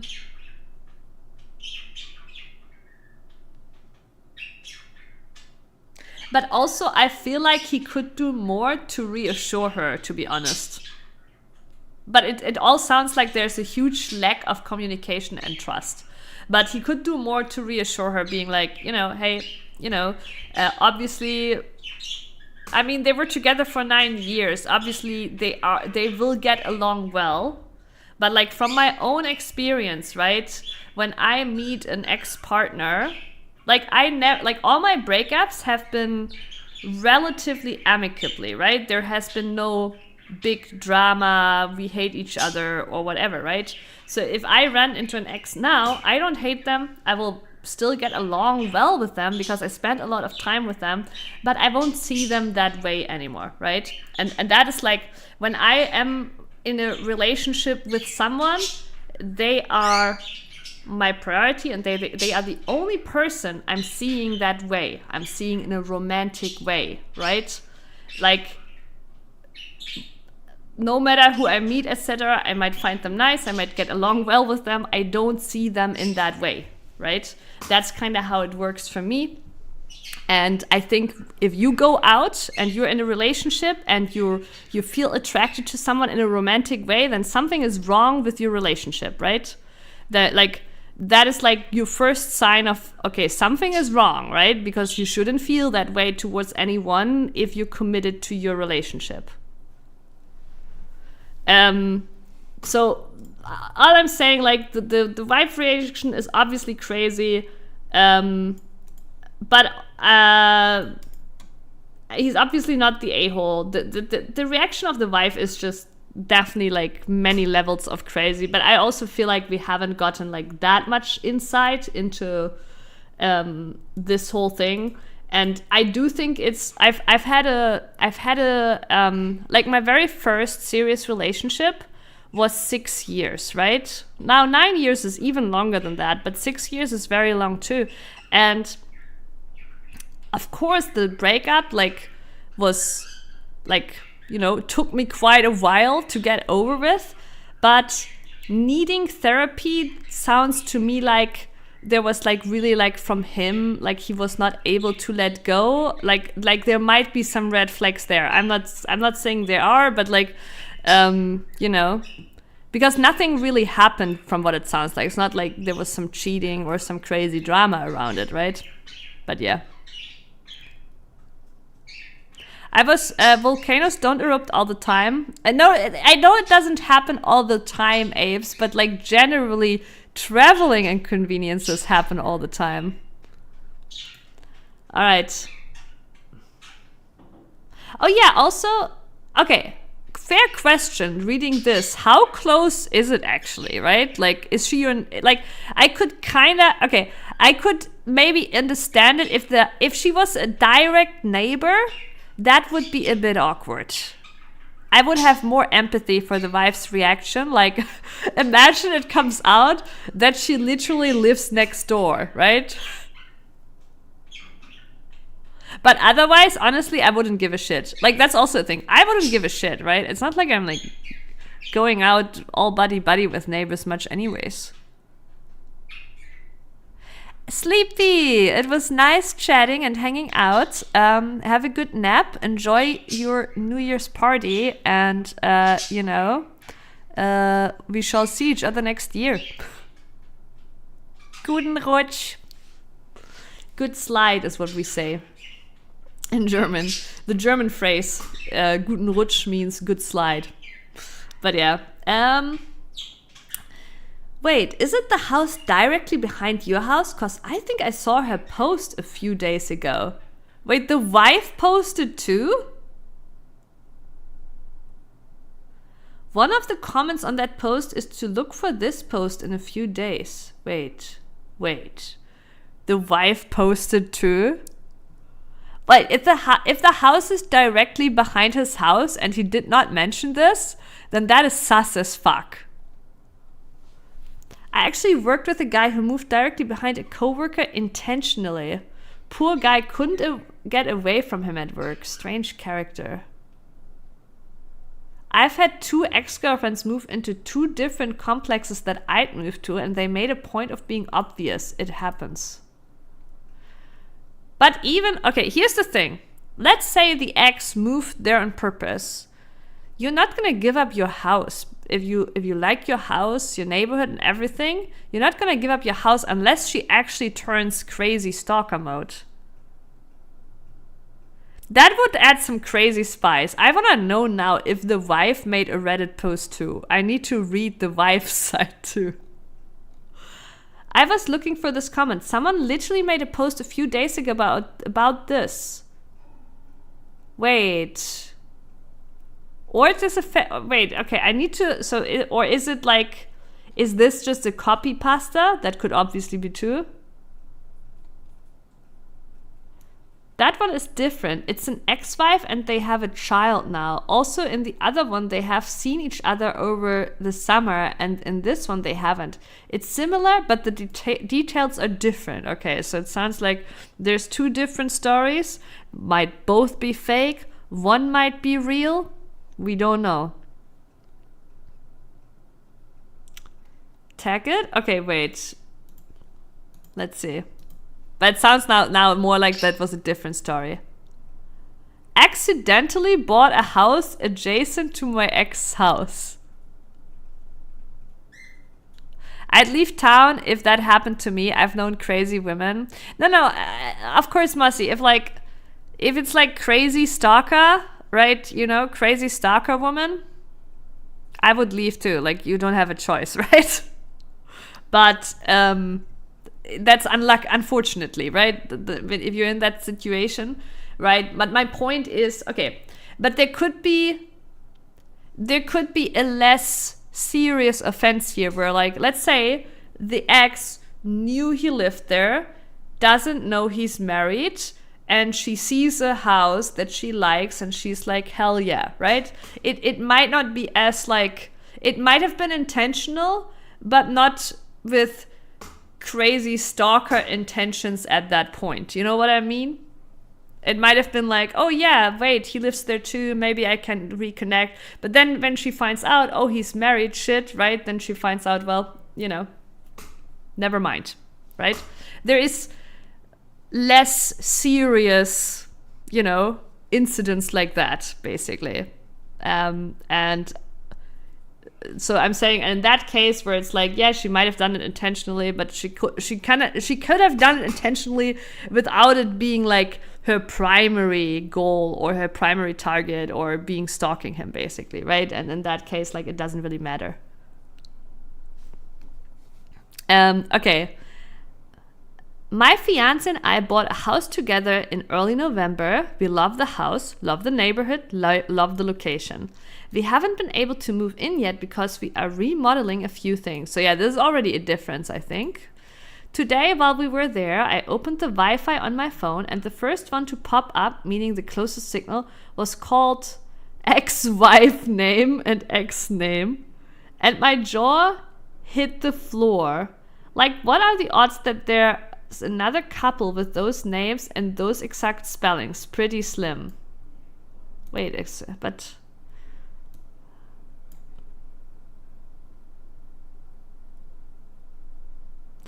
Wait, the way I'm reading this, does he have two exes that are both a couple now? Was he living in a triangle ship? I don't understand. I asked Google where my ex lives, and sure enough, it was an address on the street right behind ours. I looked at the satellite view, and sure enough, it's the house directly behind ours. We share a rock wall. The houses are tiered, so we can see into his backyard, which I hope means he doesn't have a great view of our house.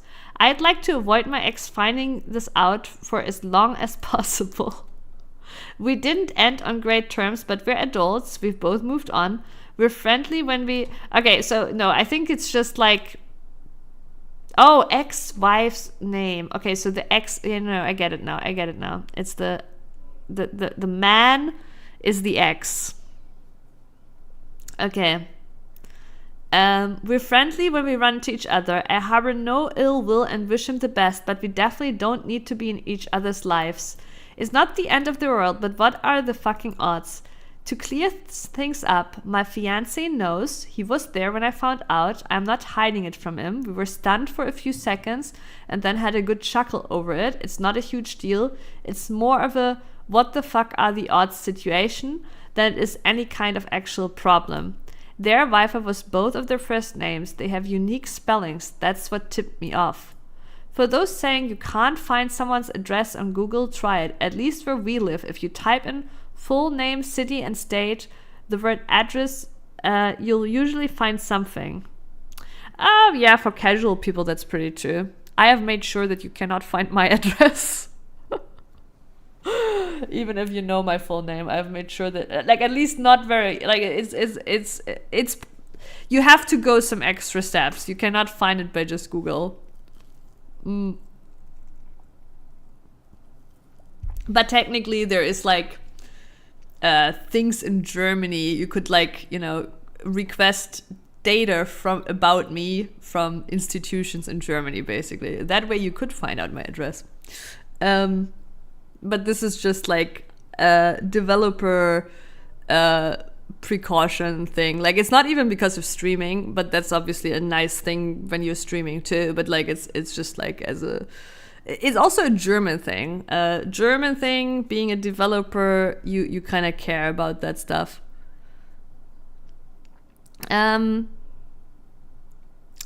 For those saying I'm making this all up, oh, how I wish... Okay, this is the typical, I wish that was the case response. Accidentally, I mean, we clearly bought a house on purpose. I just didn't realize it shared a back fence with my ex until nearly 2 months after we closed. We haven't moved in yet, so we haven't spent tons of time there. Otherwise, we may have noticed earlier. But no, I did not purposely buy a house close to ex. The ex and I are amicable enough. We ran into each other over the summer and had a nice catch-up. He is happily married with a 5-year-old, and I'm happily soon to be wed, and we are not going to have children. Okay, that's an interesting thing to add. We are soon to be wed, and we are not going to have children. Okay. Are you happily not going to have children? I don't know. I genuinely do wish the best for my ex. We are putting up an 8-foot fence and have already planted trees that will provide privacy. The fence and trees were planted long before finding out. We are not going to move. It's not that big a deal. Yeah, no, this is definitely a different story, but it's still pretty funny. Still pretty funny. Okay. God, I would have laughed if the wife of this guy would have posted too. Not having children makes the world of difference to this house purchase. Yeah, it's like such a random thing to add. Okay. Is this some ideology thing that she needs to share? Like, you know, she really believes in not having children in this terrible world, so she really needs to put it out there that they are not gonna have children. An 8-foot fence is always good. Yeah, 100%. 100%. All right. Am I the a-hole for not paying for my child's mother to visit for Christmas? I guess they're not together. I have sole legal and physical custody of my daughter who turns 1 in New Year's Day. I've been her primary caretaker since she was a newborn. Things turned out this way because her mom had planned to give her up for adoption. I tried to go along with that plan but ultimately couldn't. Her mom, my ex-girlfriend, and I are not together. We broke up before she even told me she was pregnant. We met in college, which is several states away from where I'm from. I had already relocated back to an area closer to where I'm from before she told me she was pregnant. But she still lives in the area the college is in. She's still working on graduating, but has been struggling this year. So originally she didn't really want any updates, photos, etc. of our daughter. She agreed to give me some custody. Some custody? What do you mean some? I have sole legal and physical custody of my daughter. Do you have full custody or do you have some custody? She agreed to give me some custody, but she is still legally my daughter's mother. These are two different things. Like, I'm getting super skeptical about this story now because somebody who's gone through this should know in detail. Like, my brother, with his daughter, had to go through this kind of process. Like, obviously, no matter if you have full custody or not, like, the mother is still the mother. The father is still the father. This makes me super skeptical of the story because, like, this person, if they actually went through the process, should know very well about the process. I mean, unless they didn't listen and had some lawyers do it, I guess. I don't know. Okay. I've respected her wishes and updates and whatnot, but also let her know I'd be open to sharing if she changed her mind. Oh, okay. A few months after our daughter was born, she reached out and asked for an update and to see pics. We didn't talk every day, but she started regularly checking in. A few months later, she asked if she could maybe finally visit. I didn't know how I felt about that, but I understand I have to separate my own feelings from what's best for my daughter. Ultimately, I think it would be good for her to have her mom involved in her life. Anyway, she wanted me to pay for her to come visit. I told her no, I couldn't afford it. I was 24 years and raising our baby on my own. Yeah, she's not even paying money, right? Like, she's not even contributing to bringing up this baby. She seemed disappointed but didn't really mention it again. Then a few weeks before Christmas, she mentioned wanting to see our daughter for Christmas and her birthday.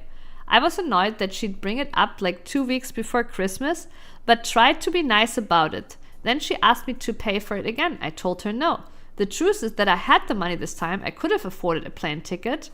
I could have let her stay at my place if need be, although I really hated the idea of that.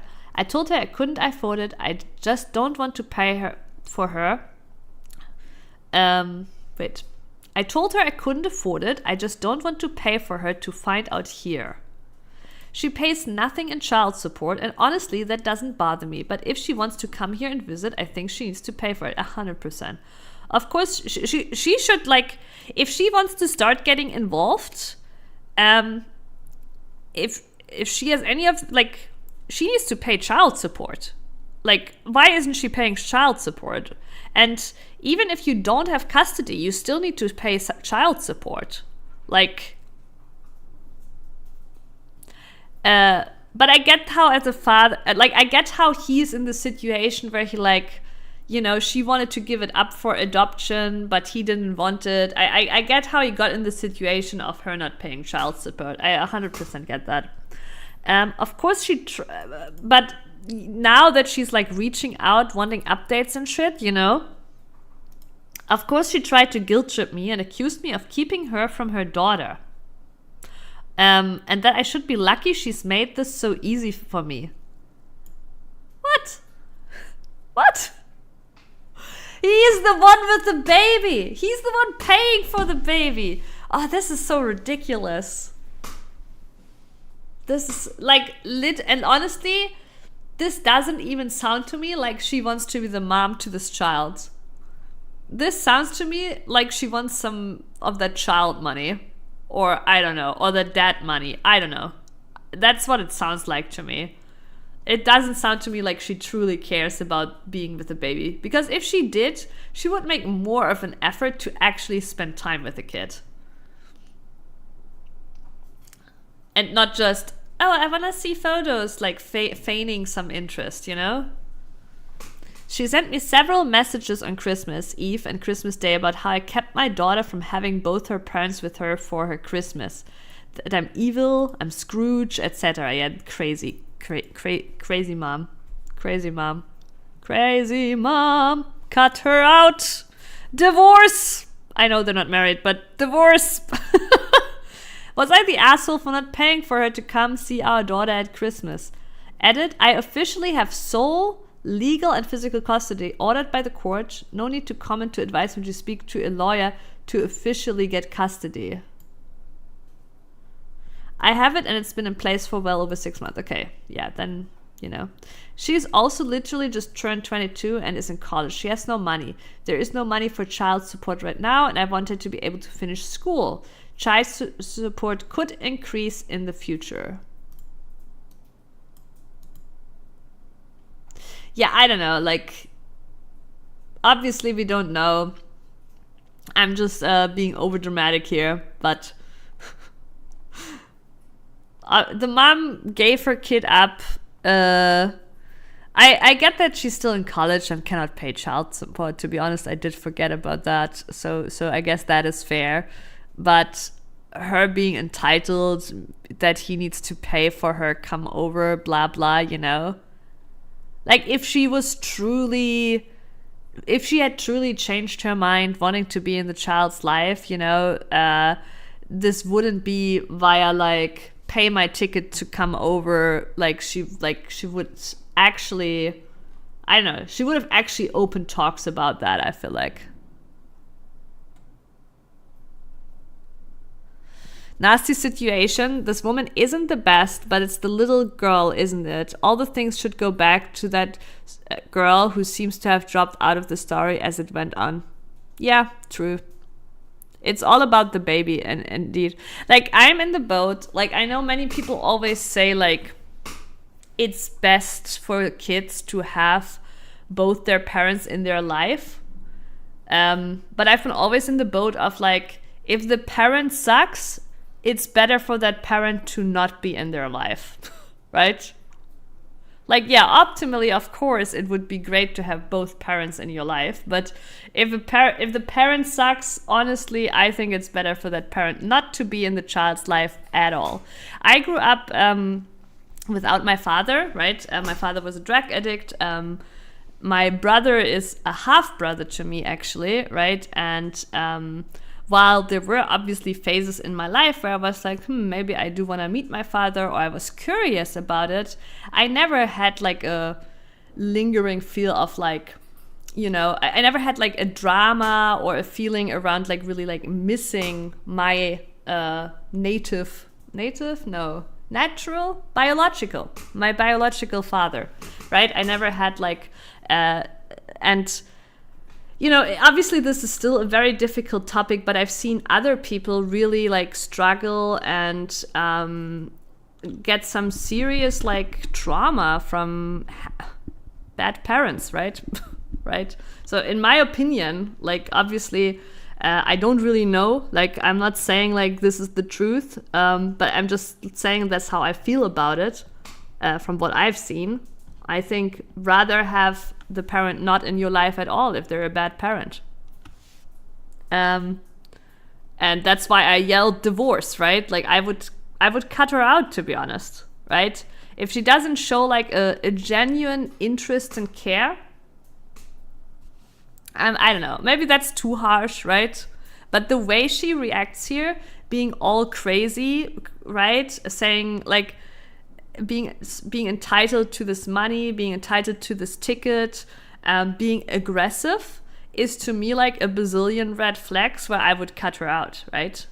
If she was a reasonable person, she was like, hey, I know this sucks, but I've changed my mind and I really want to be in her life. I can't afford it right now. Is there any way you can support me? Can I pay it to you back later, right?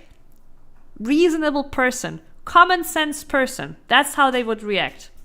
So the way she reacts is just so many red flags, I would cut her out.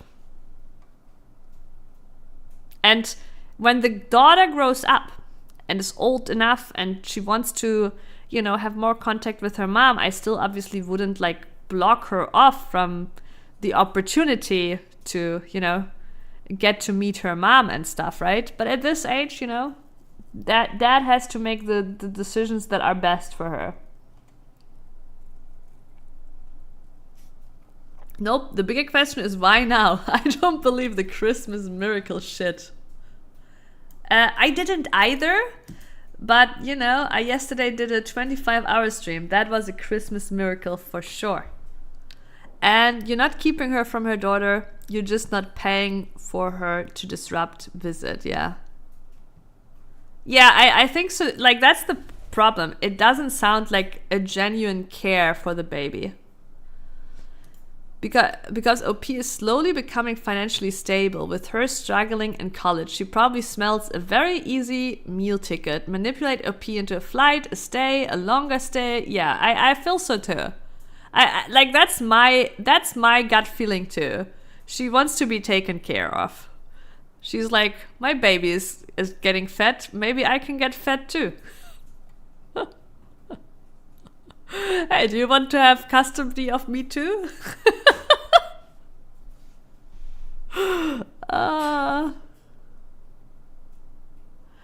Not the ale. Ignore the manipulation. She's up to no good. She wants you to pay for a lawyer so she can take you to court for custody too. But yeah.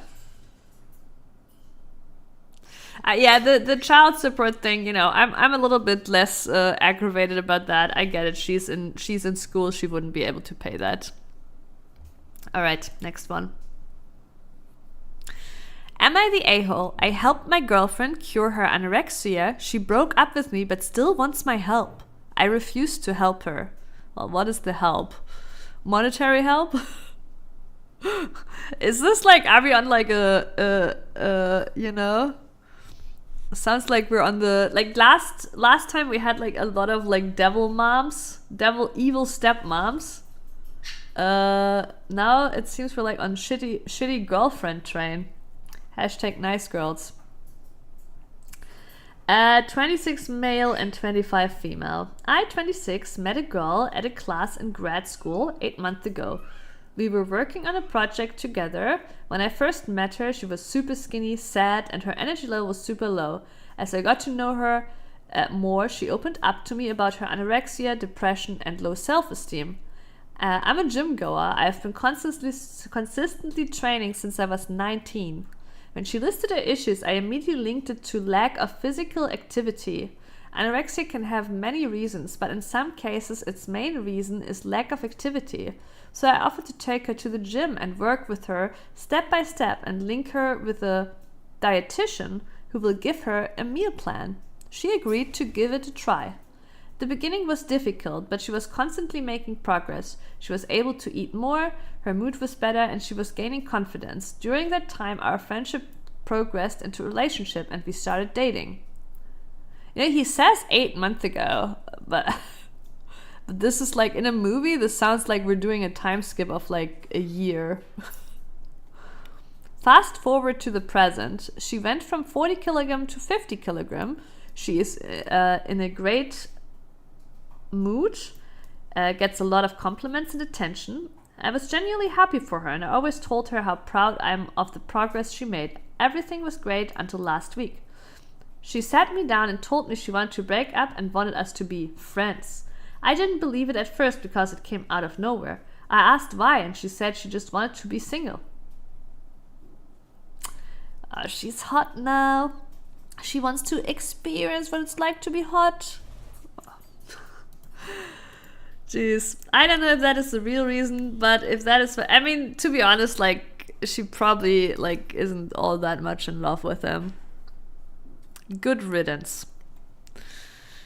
I told her that and I mean, to be fair, they weren't together that long, you know. I don't think it's like, you know, it's obviously sad, but it is what it is. Move on. I told her that the breakup hurts my feelings and I will no longer work with her at the gym. She's still a beginner at the gym and doesn't really know what she's doing. She got upset and called me cruel and heartless, told me that she's afraid of relapsing into anorexia and depression and wanted me to push and motivate and teach her. I told her that I'm a human too and I have to put myself first. The breakup hurt me and I can't ignore my emotions and I don't want to work with her anymore. No, he is not the a-hole. Jesus Christ. This is like this instant, like, I might relapse into anorexia if you don't do this for me. Like, it's like this instant, like, blackmailing, emotional blackmailing is crazy. So many red flags. Like, honestly, you dodged a bullet. Be happy. Like, and I mean, she's old enough, right? She can get professional help. Not the a-hole. I get why she's upset, but saying you're cruel and yeah, it's either like saying that you're cruel and a bad person is either manipulative or it's extremely self-centered and narcissistic.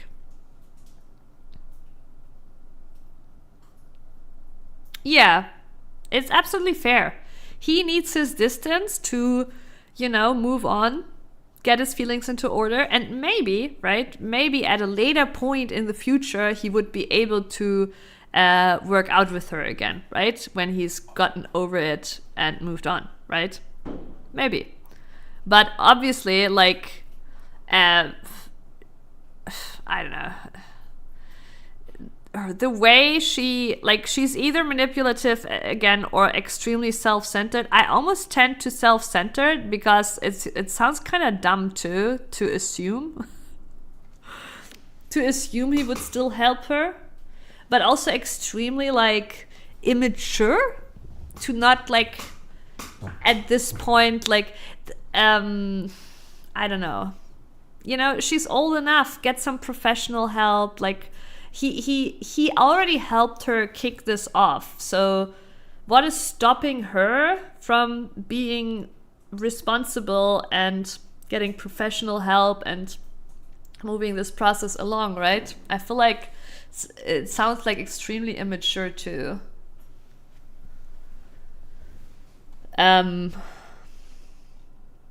Also, obviously, I was memeing a little bit like, oh, she's hot now she wants to experience what that's like, right? But like, obviously we don't know. She might have also not really had romantic feelings for him ever, but since he helped her, right, it might have actually been a relationship that just developed out of that dependency. Yeah, no, Mossy, I agree. Like, I was memeing a little bit. I'm not saying that's what it is, right? To be absolutely honest and fair, she might have just like been kind of like, she might have almost felt, if she's really that shy, right? She might have almost felt forced into the relationship because she was so dependent on him, right? That is a side that could exist too. We obviously don't know, right? We obviously don't know. But from like what's happened here, this is absolutely fair, obviously, that he doesn't wanna work out with her and process the emotions. She wants to use you. She wants to fuck around.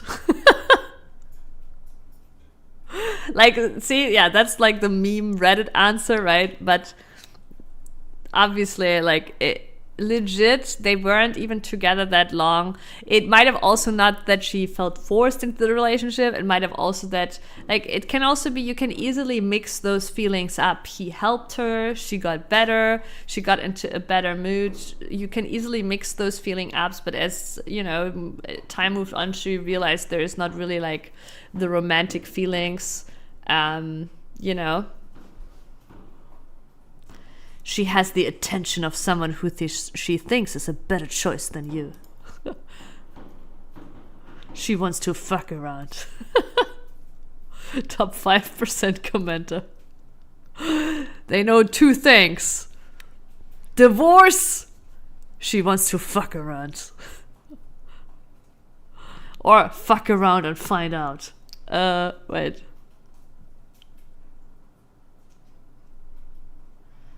I'm no expert on anorexia, so anyone who is, please correct me if I'm wrong, but I'd be surprised if this is true. Based on literally everything I've ever read about anorexia can have, the lack of activity. I was a teen girl myself once long ago and now have 2 late teen daughters, so I've read a fair amount of research on anorexia, and pretty much everything I've read, like, here's the thing that is, before I read this and we actually educate ourselves, here's what did confuse me about this is that I definitely know people who like also like work out too much and even combine that with eating disorders, right? So that confused me too, because I know people that like both like work out and drift into eating disorder for weight loss, basically. So that was a bit confusing to me too, because I thought that was a pretty common combo as well. But I can also but I also know that the lack of self-confidence can be definitely a thing too, and workout can generate self-confidence. So, you know, I was like, yeah, maybe, you know.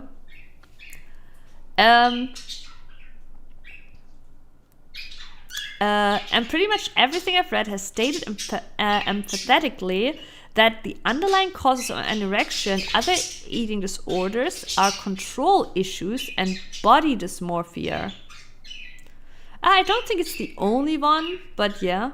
But I also, in all honesty, I don't think her anorexia was that serious in the first place if they were able to fix it like that, right? Like, I think, didn't he like say in the title, I cured her anorexia? Like, you know, calm down, dude. Yeah, you know, calm down. I think if it had been a really serious eating disorder, it is unlikely that he, like, you know, adolescent guy with like his workout and stuff.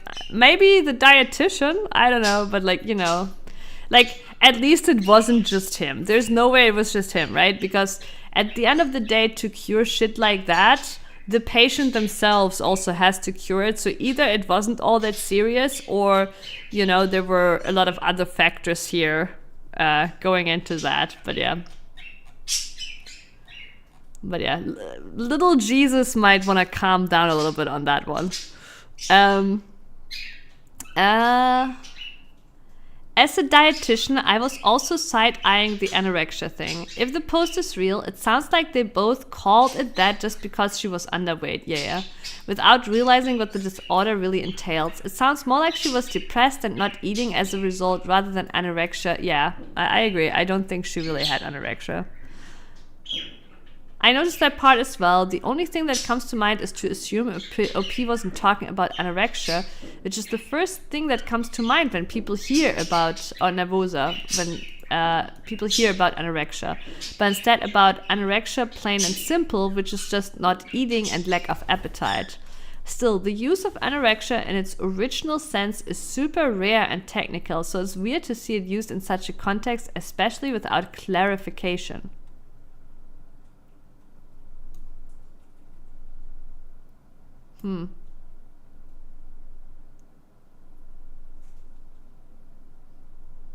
The whole post is odd. She went from 40 to 50. What's odd to me about the 40 to 50? Wait, was it kilogram? Yeah. And we don't know her size. She might be tiny. But 40 kilograms is extremely low for an adult woman. Like, extremely. Like, when I was underweight, I was 49.50. I used to be underweight too as an adult woman. And I was 49 to 50 when I was underweight. Now, I didn't have a strict eating disorder, right? It was just from me, you know, like I wasn't eating a lot, but it was not an eating disorder in that sense. It was just me. I'm a coder, right? I streamed. I just like wouldn't eat like that often. I would forget about food. Literally as simple as that. It's not because I didn't want to eat, right? And I would go down to like 49, 50 kilograms. Now I'm not tiny. I'm 170 to 173. Yeah, I was just irresponsible, literally, right? But 40 would, to me, imply life-threatening, because my doctor back then said, when I was at 49, right, that's also when I got my allergies, by the way, so my doctor actually blamed my weight for all that shit. But yeah, my doctor said, like, you know, that my weight was very unhealthy. It's nothing life-threatening yet, but like that my whole immune system and everything was very weakened due to my underweight, right? And basically, I'm supposed to be 58 kilograms at least, right? That is where I'm supposed to be. 58 kilograms at least. So 40 sounds crazy low, but maybe she's tiny, right? I'm not saying I know that for a fact that this is too low, but it sounds crazy low. Like, but yeah, if she's tiny, maybe.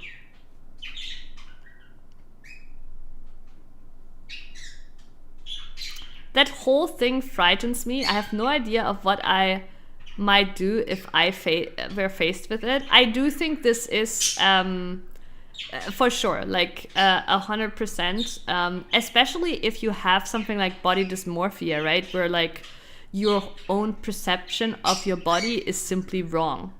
I think those kind of mental disorders are always the worst, where you cannot trust your own perception anymore, and those are also the hardest to deal with, right?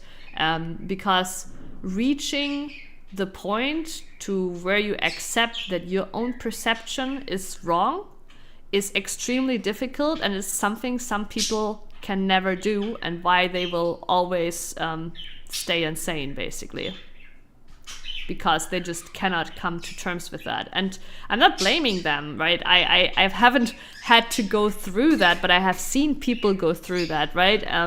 And I would imagine it to be extremely difficult for myself too, to accept that my perception is wrong, because clearly, Chad, I'm never wrong. Right? But yeah. That's what my sister's going through now too. Looks like all her meat is just going. So your sister, you think, is has like a proper eating disorder? It's really hard to tell, obviously, because there's very different kinds of eating disorder. Does she actually have body dysmorphia, or is it like a self-confidence is often where it starts, right? That they wanna lose weight very desperately, but then it turns into this obsession, right, of going lower and lower and lower, and eating less and less and less. Alpina! Hi! Whew. Hutch. Hutch! I was so curious what Google would do with that. Hutch. But yeah, in German, Huch. Traumfinder, thank you so much for all the support. 80 month insanity. Thank you so much. Definitely the biggest amount. Oh, Trihaga on YouTube. Welcome back, Trihaga. Yeah, the number does look great. I'm happy to see you. I hope you had a great Christmas, and I'm happy you're still doing good. Prince, she's got a disease. She can only eat very few things, and even before that, her weight was going down. Okay, I don't think it was chronic disease, but Crohn's disease. Crohn's. Oh wait, no, I've heard of Crohn's disease. Yeah, but it's very similar. I see. It's not really body dysmorphia. Yeah, but yeah, Traumfinder. Do you have any plans tonight for New Year's Eve? Are you like us nerds sitting at home?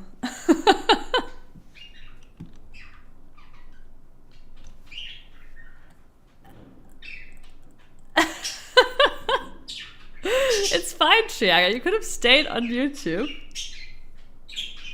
You can use whichever platform you want to. Prosecco and going to bed when tired. It will be a great evening. Actually, I had a call with my aunt today, and she was telling me how they were gonna watch Dinner for One, you know. Dinner for One, the greatest German tradition for New Year's Eve. Actually, do Americans even know Dinner for One? I need to know. Americans in chat, Prince, Treehager. Is that a thing you know as Americans? Because it's a British thing, actually. Dinner for One is like a British short movie that Germans watch for New Year's Eve. And in fact, as far as I know, a bigger percentage of German people watch it than British people watch it. Or like not even that many British people do. You've never heard of it? Wait, should we watch Dinner for One? Alright, chat, we're doing it. We're watching, well, wait, actually, how long is Dinner for One? It's not that long. I think it's like 15 minutes or something. But yeah, thank you anyways. Alright. Mango used to be baited on stream. There's honestly no way right now he can be baited on stream. He is hardcore focused on what's going on outside. Birds, you know, the birds have very much their own little personalities. Like birds are like very like, you know, you always think cats are the one that are doing their own shit. Birds are like even further so, doing their own shit. Like I told you how he's like kind of scared still of the streamlight, right? He doesn't even care for the streamlight right now. He's just giga focused on what's going on outside. Maybe someday. Like I definitely like would think it's fun like to have a little bit more bird interaction on stream, yeah. Alright. Am I the a-hole for going on a trip without my girlfriend since she forgot her passport? Oh my god. I think he is. That is rough, man. Well, let's hear him out. maybe it's maybe it is an important, I shall hydrate. Maybe it is an important trip, you know, an important work trip. Like, I will forgive it if it's a work trip. If he has to be somewhere at a certain time, I will forgive it. Otherwise, you fucking take the next flight together. Ah, my God. You know, listen, okay. I can see a world in which it is okay, where he's like, you know, I cannot, we don't have the money to, you know, like let's say they cannot take the next flight, he has to take that, or he would have to pay double if he took the next flight, you know. Yeah, I would be along with that. Like, that's why we will hear him out, right? Because, you know, I would be like, hey, listen, I know this sucks, but if I wait with you, you know, we have to pay another ticket. That is way too much money, so I should take this, and I'll see you there with the next flight, right? Also, to be fair, let's say there isn't even the money available to buy an alternative ticket. I would probably tell my partner to go onto the vacation anyways, to be fair. But yeah, we'll hear it out. Yeah. No, but generally, like, from the title, I think he is.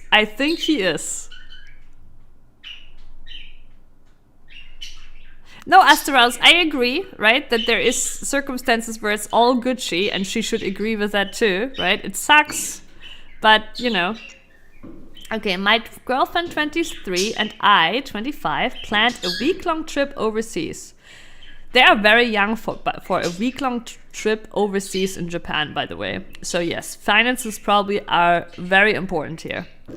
During this winter, I reminded her the day before we left a few days ago to remember to pack her passport, and she said she would.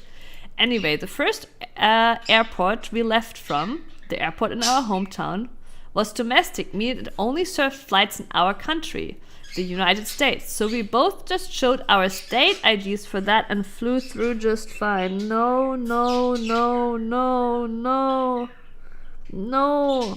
Okay, no.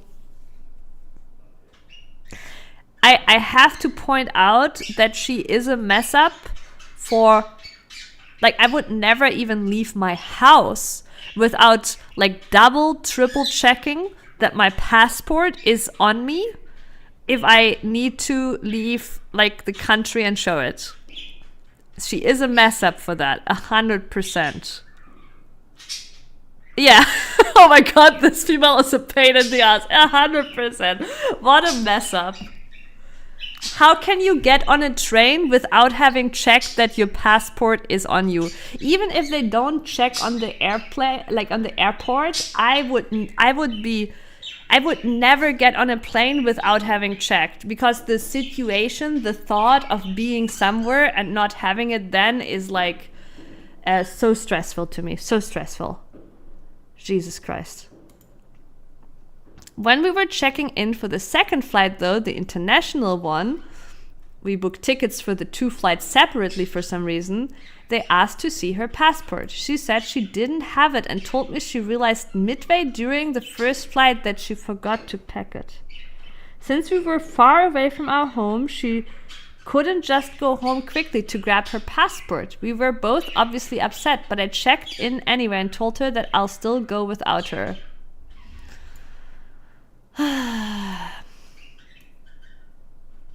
She got upset and asked me why I'd abandoned her over a simple... Oh. God, she sucks so much, though.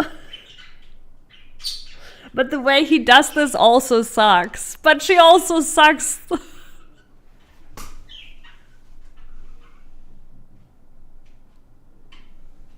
So... yeah, if I, like, listen, if my partner is like a mess, a chaotic mess, I would ask them to show it before we go. She reminds me of my two best friends. Yeah. You know, God, she really sucks in this situation. This really sucks. Oh, it's such a pain. Holy shit. She got upset and asked why I'd abandon her over a simple mistake. And I told her that I wasn't going to miss out on a trip just because she planned poorly. I told her that since we had a mutual friend who lived in the city we were in currently, and she could ask him if she could stay with him and explore for a week, and then I'd catch her when flying back and we'd go home. She agreed, but was still upset because she wanted to spend New Year's with me. A few hours ago, I FaceTimed her and we talked for a bit, and our friend joined in the call and said he was shocked I'd abandoned her like that. Yeah. Of course. The male friend in the other city. He was shocked and that he was disappointed in me. My girlfriend agreed with him. Am I really a bad boyfriend for still going on this trip? Like, if I chose to not go anyway, it wouldn't even be benefiting her at all, really. I would only be hurting me. So, everybody sucks. Break up. Divorce.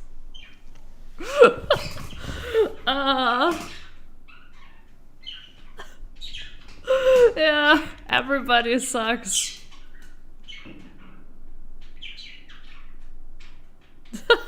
Divorce. It's just like such a everybody sucks situation. Like, she is absolutely a complete fuck up for not like for leaving the house without her passport.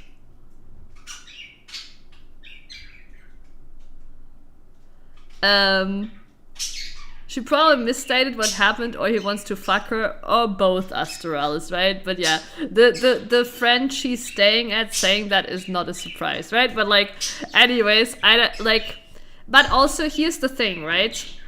While this all sucks, I think here's the thing, a good partner, right, would have acknowledged their fuck up. Like, if I somehow did this, I cannot imagine doing this because I would like double, triple check. I don't know, like, I feel like somebody must have literally stolen my passport, or it must have dropped down out on the way, which I will not pretend that this couldn't happen, right? Like, but if somehow this happened to me, I didn't have my passport, I legit would tell my partner to go. Because I know I fucked up somehow, right?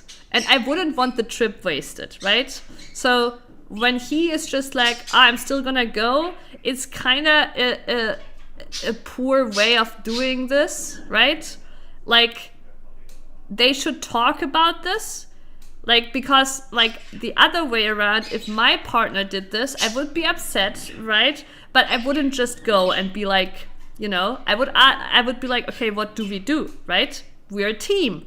What do we do, right? And if my partner didn't want me to go, I don't think I would go, but it would paint them in a different light for me, and I don't know if that relationship would have longevity from there on. Like, it would definitely, like, because I would be the person to be like, hey, you know, don't waste the trip because of my fuck up, go have fun, right? It's just like, you know, yeah, New Year's Eve, but, you know, like, look at us, we're here, we're on Reddit on New Year's Eve, it's not all that special, okay, right? Like, look again, they are already checking in, probably had not too much time to start discussing. That is true, actually, Astralis, yeah, that is actually true. He probably had to kind of like make the decision there and then. I honestly think they're really even here. Like she really sucked in this situation. But I also, even though, right, like, I will say this, even though I would send my partner to do that trip because I don't want the trip to be wasted, I might still be sad in the end that we didn't spend the time together. And that is something that you have to take into account. But it's a situation that just sucks on all ends. Yeah, that is actually also a big point. She said she found out on the flight and then she didn't tell him, even though she knew it would come up, right? They could have talked about this all flight. But she, and like, it's especially ridiculous when you know, like, this is gonna come out a few hours from now.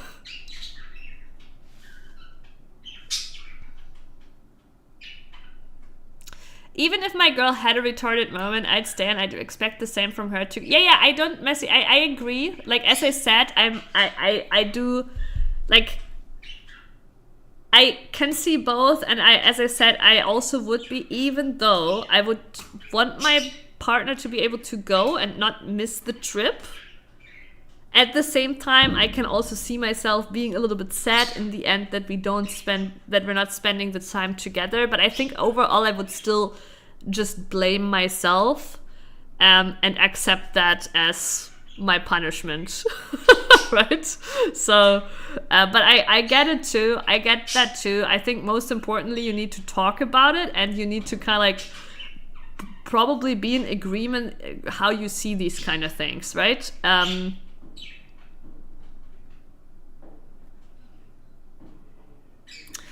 She might just be immature, Astralis. Yeah, I know, like, this, like, we easily always say manipulative, but she might also just be immature, right? Where, like, she can't really face her fuck up. She can't really, like, she already realizes in the plane, but is too scared to bring it up. She might just be, like, still very immature. And they are pretty young, 23 and 25. This might just be, it might more be immature, you know, in these emotional regards than intentional manipulation. But yeah, no, I totally get your point too, Mossy. And yeah, I think it's tricky, right? Like, if I'm not the one fucking up, I think I would go by what my partner wants, right? If my partner wants me to stay, I will definitely stay. Like, but if I'm the fuck up, I will be like, please, like, I don't want you to waste this trip because of me. Like, especially like Japan, are you kidding me? Like, yeah. And then I would be sad maybe, but I would also accept it as, well, my fault. I would not blame my partner for it, because it's a fucking Japan trip, right? That might be very special, and might also be something, to be fair, they're young. You know, it might be something that he won't be able to do again for a long time, right? If they saved up for this, right? It might be something that, you know, he can't even, like, maybe he won't even be able to do this for the next 20 years, because plot twist, she's pregnant, and then other plot twist, it's not his baby. And we are 3 Reddit updates deep. Yeah.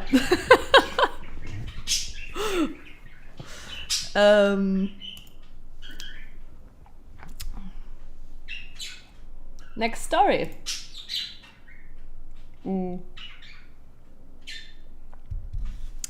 Am I the a-hole for keeping my life the same now that my dad's married and his wife wants us to be a family? My mom died when I, 17, was a baby. And I hear the significance, but together. Yeah, I think both is absolutely fair, Mossy. I think both is absolutely fair. I think it's really, like, I think the main takeaway from all of that is it's really just a shitty situation. Right? And I think I just think I personally would feel so bad. Like, this is my side, right? I would feel personally so horrible of my partner missing out on a Japan trip because of my fuck up, right? That is the main driver for me why I would be like, no, go, right? Go, right? Like, and again, but I would still be sad of not spending time together. And to be fair, though, I think, you know, I think in the same world, my partner might be like, no, I'm not gonna go without you, you know, haha, romantic moment, right? But, but I would be 100% honestly fine if he went, right?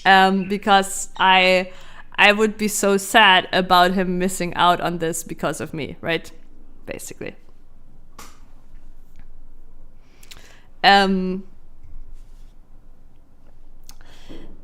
mom died when I was a baby, so he's 17. That's a young author. I mean, pretty much still a baby. I can't live without the knee pillow anymore.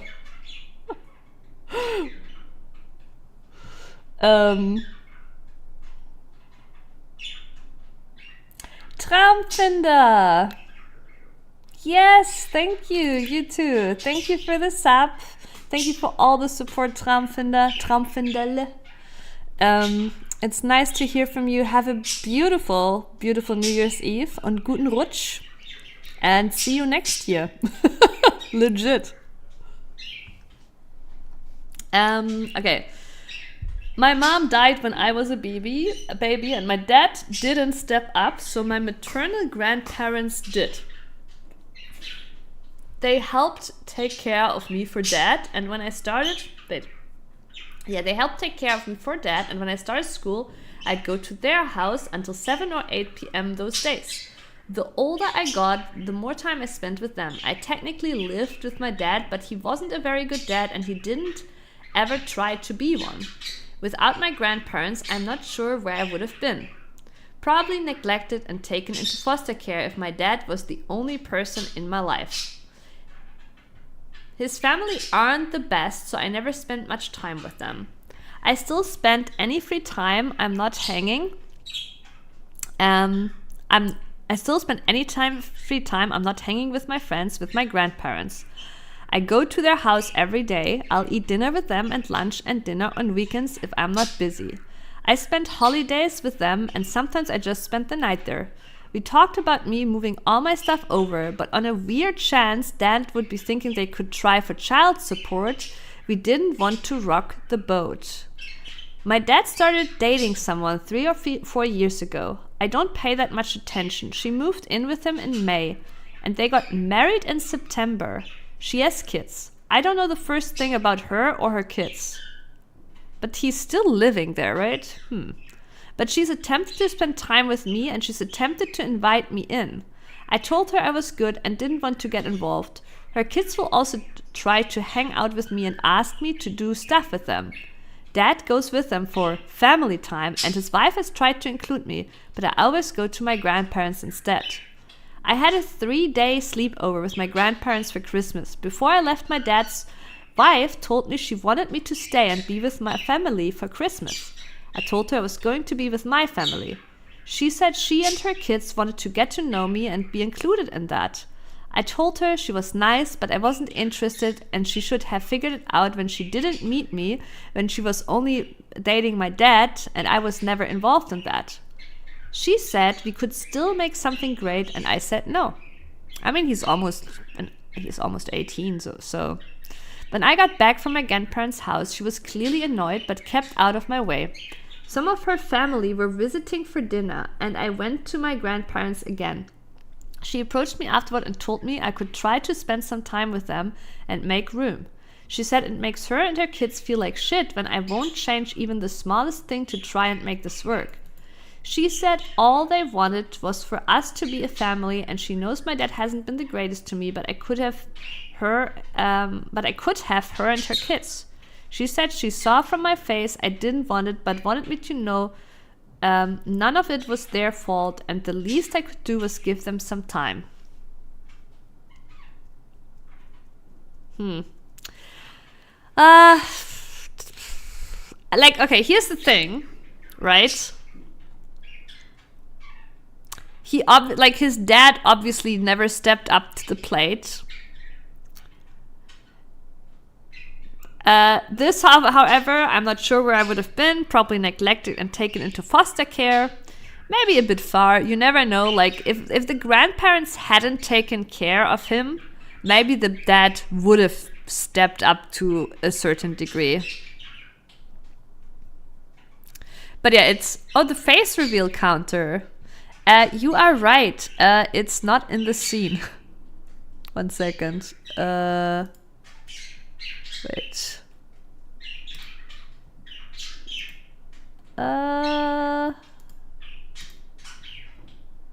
There you go. It's even bigger here. We'll just leave it like this. It's honestly, no, it's a bit too big. There we go. Okay. Oh wait, and I think we're at 22 now. Let me see. Yeah.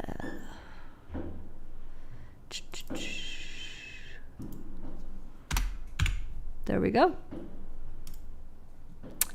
Doinis! Yes, always.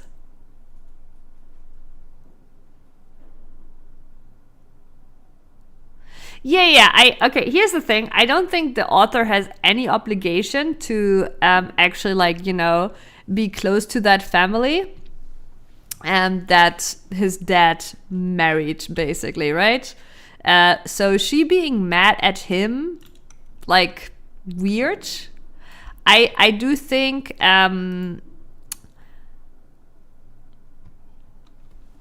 also he's almost an adult, so, you know, she doesn't need to force that relationship.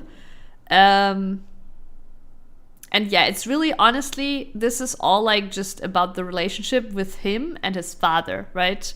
I think it's sweet that she tries to involve him, but what needs to happen here is for the father to step up and for the father to actually engage with him.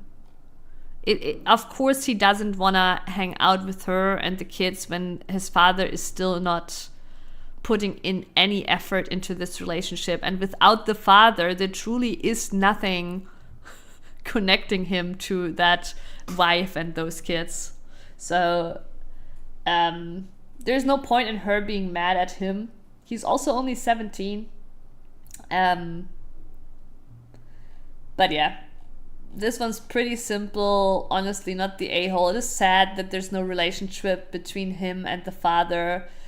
It sounds like there's like a lot of trauma from the mom dying, which is understandable. And unfortunately, I think this is like it's good that he got his grandparents, right, as family. And unfortunately, I think this is a thing where like he'll be old enough, we'll move out, and that's that.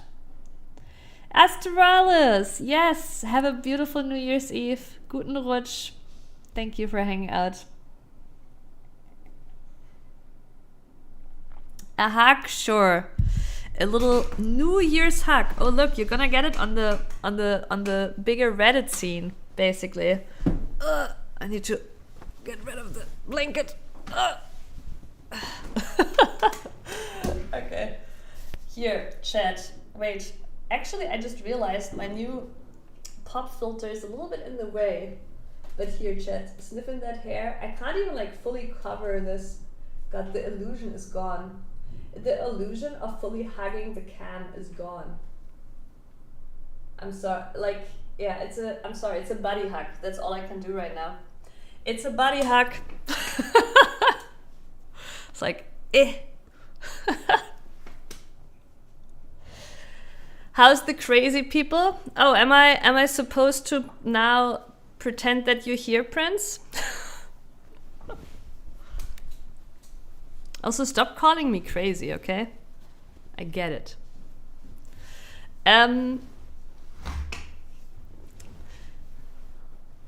Yeah, I think like if you were wondering what is the stream plan for this night, I will take a break for food at some point, but and I don't actually know yet, like I don't know. I plans, schedules, crazy.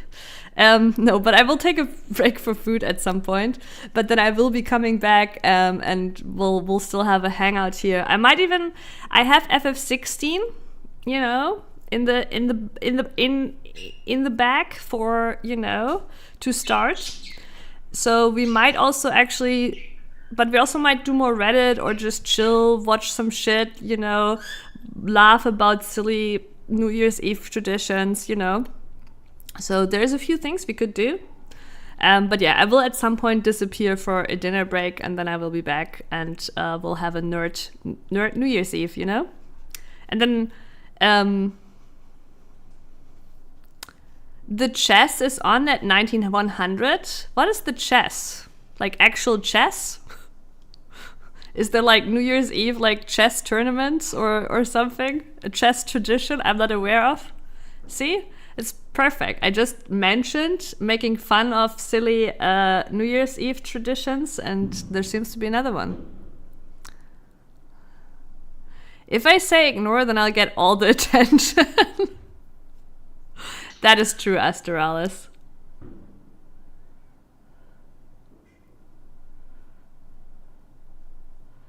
TLS all-nighter.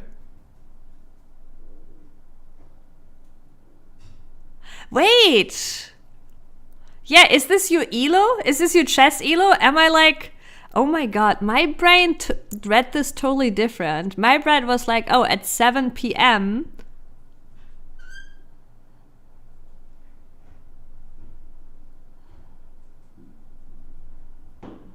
I know the game chess. I actually used to play it. As a kid, I was in a chess club.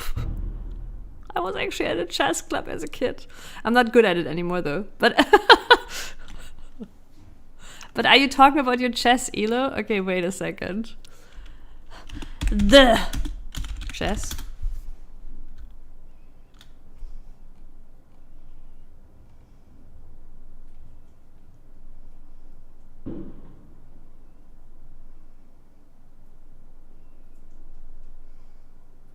Did they bully you a lot? No. I was actually, so, you know, so I was in a chess club as a kid in elementary school, like when I was like 7, 8.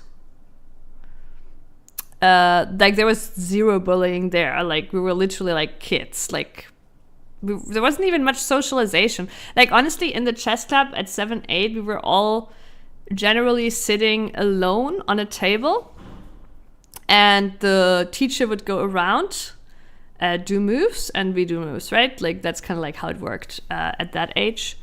And then in school, when I was older, I was at the chess club of the school, which was obviously a lot more casual and not serious at all. Like the club I was at as a kid was pretty serious, right? And there was no time for bullying, because we kids would, like, honestly, it was like a chess training machine. There was no like interaction with the other kids. You would go in there, sit on your board, do things, and then you would go out, and like that's it. There was no interaction. It was extremely strict. It was like a chess training machine, okay?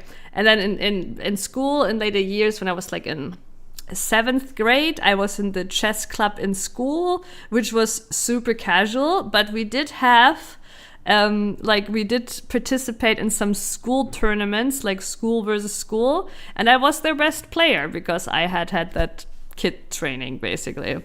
So in that and there, I wasn't bullied. Quite the opposite. I was their carry.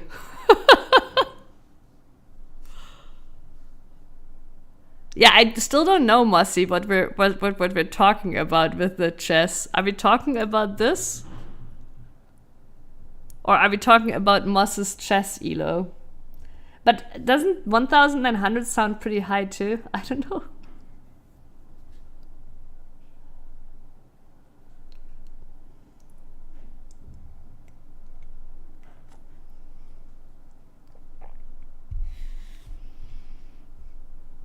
It seems I have offended. I think I've offended Mossy with this.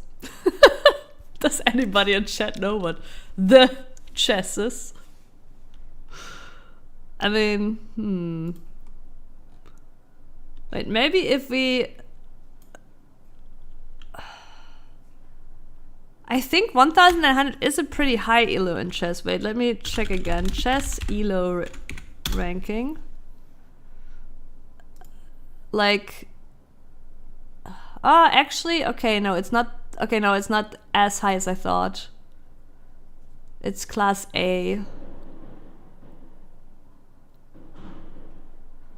But it's still high. Like, I'm not shitting on it. It's still high. But it's not like, grandmaster high. Yeah, but I am looking it up. I'm like, I still haven't like really found what I think you are referring to. The chess. Like, there's a chess game on Steam. Okay, wait. Let's try with New Year's Eve, the chess. Chessington? Yeah, we need context.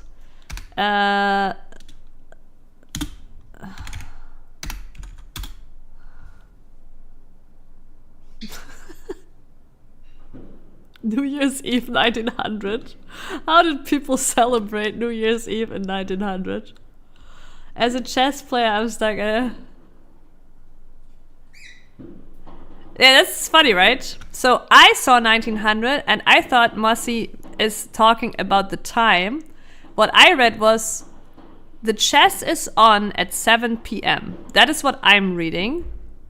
Then Astralis reads a chess rating and Doinis reads the fucking year. But I still think it's probably 7 p.m. 7 p.m. Last social chess of 2024 tonight, 7 p.m.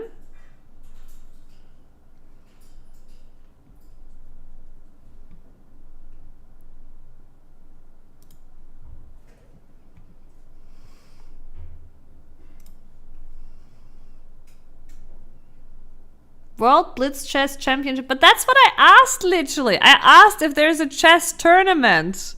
And it did not come up when I searched it, by the way. It did not come up.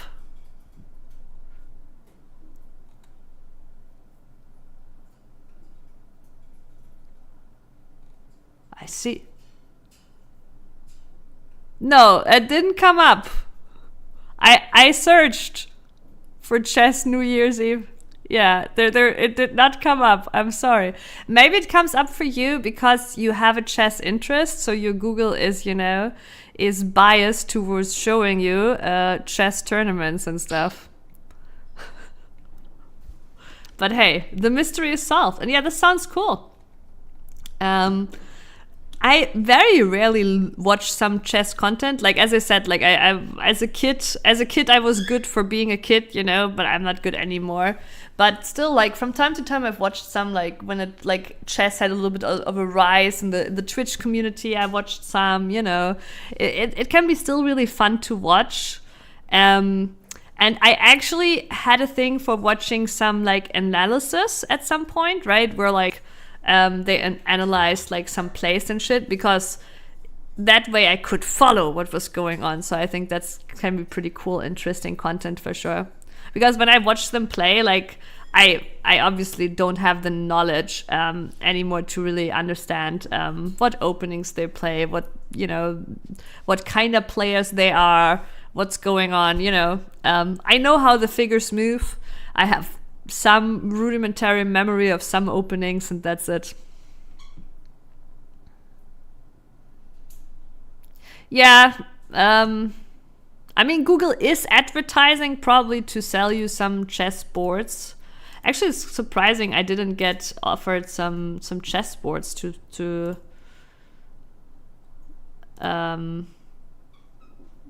but I had also like here, if we the chess 7 p.m. Well, we did see the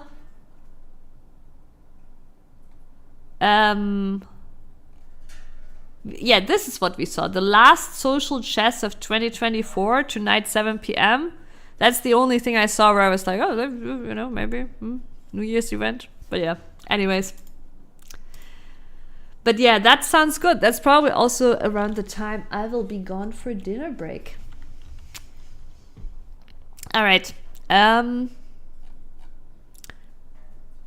Yeah, exactly. Like, where's your dad in all of this? Why does his wife keep pushing for this, and the dad isn't, like, trying? I do wonder also his wife, did she not ask him? And what's the dad's like? Why is he not even trying, right? Sounds like she's wanting a family with you, but why? Where is he? Family starts with him, and I'm assuming based on his previous behaviors, that ship has sailed. I would be continuing to do what you're doing. You don't owe anything to her or her kids or your dad. But your grandparents sounds like gems, and I'd be making the most of all the time you have with them. I'm not sure of their ages. Mine were all gone by the time I was like 21, yeah. He's not involved in her trying to get me to be part of this family she wants. It's way too late, and he doesn't care anyway, so it doesn't matter. My grandparents aren't that old, but I still don't want to lose them. I'd hate that. Yeah, it's weird for the new wife to be like, oh, but this isn't our fault. Yeah, but like also there is no real connection without the dad. I used to play chess a lot, learned it with like 13 from a homeless dude in a park. Nice. He also spoke with the gooses there. Nice, nice. But yeah, I haven't played chess in many, many years. Only here and there watched maybe a little bit. Like I definitely like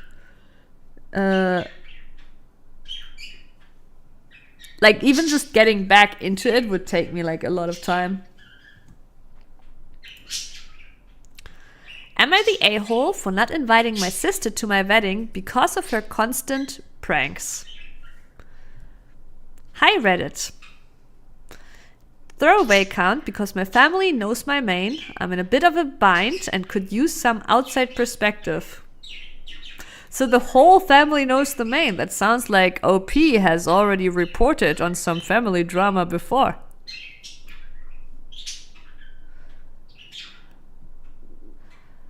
Lightchess.org. So just a chess website like chess.com. Oh, I see. Yeah. Nah, Listen, Doinus. There's other video games needing my urgent attention and care. I'm sorry.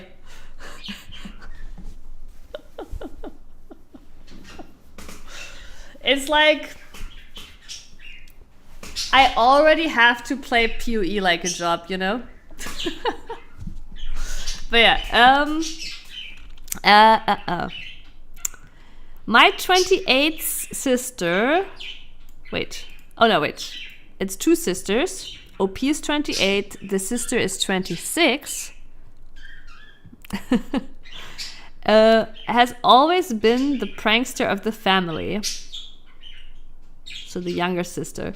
Growing up, her pranks were mostly harmless, though sometimes annoying. As we got older, her pranks have become more elaborate and public. She once dumped a bucket of water on me at a family barbecue and posted it online.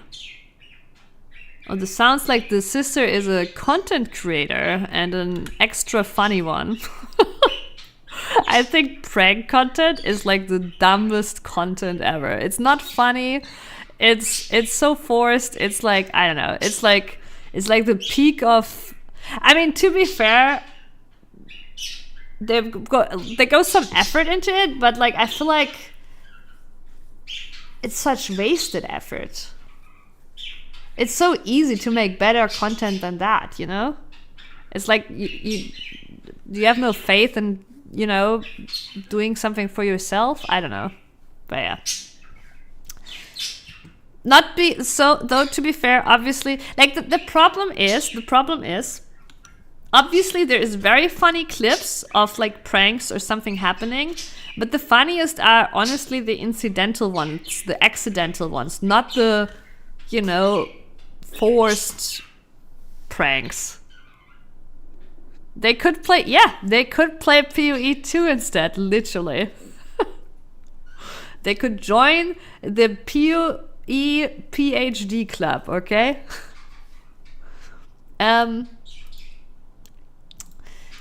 Oops. Now I'm getting married in a few months, and okay, Now I'm getting married in a few months, and the thought of what she might do at my wedding terrifies me. I've talked to her about it, asking her to keep things mellow, but her response was, "You'll just have to wait and see." This didn't reassure me at all. I've thought about it long and hard, and I decided not to invite her. When I told her, she exploded and called me a bridezilla. My parents are upset and say I'm tearing the family apart. I feel bad, but I want my wedding day to be about me and my partner, not about what prank my sister might pull. Am I the a-hole? Yeah, this reply, "You'll just have to wait and see," sounds extremely childish. And not the a-hole. Like, it sounds like the sister is very immature about this. Because if she understood the weight of the wedding, she would be like, "Hey, I get it. You know, I don't worry. I know this is your important day. I won't do anything. You know, this is your day. I won't do anything to like, you know, but you'll just have to wait and see." Right? Like, it's such an immature response. That already implies she's not taking this as serious as she should, right? Not the a-hole declared a child-free wedding and explained that's why she isn't invited. Exactly. But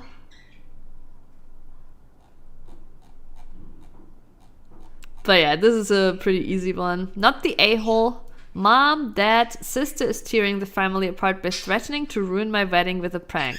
I've told her that I don't enjoy her pranks, that I feel humiliated and embarrassed by them, and she won't even promise not to pull a prank on my wedding day. Why would I want to risk feeling humiliated and embarrassed on my wedding day? Yeah, and the sister being like, "Oh my god, a bridezilla," it sounds like just super immature. But although I agree not to invite her, okay, the big but is coming.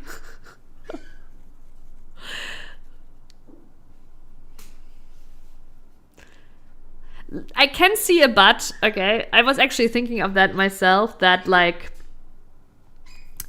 you could give the sister an opportunity to wow on the grave of her, I don't know, right? To not prank. You could give her that opportunity and basically make it very clear that this is a very serious occasion, and if she breaks that then, you know, it's like basically done forever. But the thing is, do you have to risk your wedding day for it? No, you do not. Like, it depends a lot of too, like how important that day is for you. And for a lot of people, this is an incredibly important day, right? I don't think actually I'm that crazy about I mean, obviously it's a nice occasion and all, but I don't see it as this glorified like epic moment that needs to be like, you know, it's okay if it rains or something, you know, goes wrong. I think the proclamation of your love between you and your partner is more important, and of course you want to spend a great time, etc., right? But I generally don't think I'm like that crazy on like this being like the most perfect day in life, right? I don't get people's obsession over weddings, but it translates to every other event, right? You want to have fun and she could destroy it. There's no trust in the relation also. Well, the difference here is, right, like, okay, so first of all, yeah, to a degree, as I just explained, I agree, right? But for most people, the wedding isn't just an event or a party, right? It's a day where, and this is mostly focused on the bride side, right? On the woman's side. That it's extremely romanticized, and to the degree where like women see this as their once in a lifetime special day. Like even if it's not a prank, it's already like considered a huge offense to like take away the attention from the bride, right? Like, for example, if you show up in a dress that is like kind of like a wedding dress, or, you know, prettier than the wedding dress, it's a huge offense too, right? Like, so and I'm not shaming people for feeling that way about their wedding day, because that is how we are raised. It's an integral part in our society where the majority feels like that about that day, and they basically pour their everything into making this perfect day a reality, right? And since they spend so much time and money into making this perfect day their reality, right? I do also think they're entitled to, you know, uninvite and be very rigid, basically, about the rules and everything.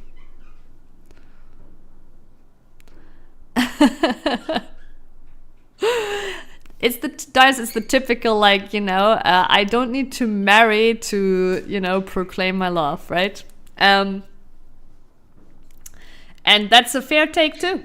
You know, I'm not here to tell you whether, like, one reason, like, here's the reason in Germany why you should get married.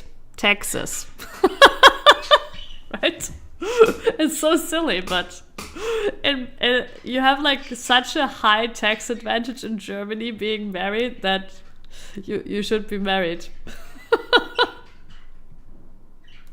And don't waste all that money on the wedding if you're doing it for the taxes anyways, right? Is that ruined soon? Wait, really? Are they gonna get rid of it fully? They can't, right? Like, are they just gonna get rid of it fully and nobody gets that anymore? Under any circumstances?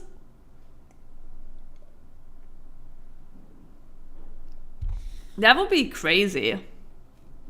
Because unironically, like, that's the tax bracket you should have, right? With a family. Okay, they do things with it. Okay, I might look into it.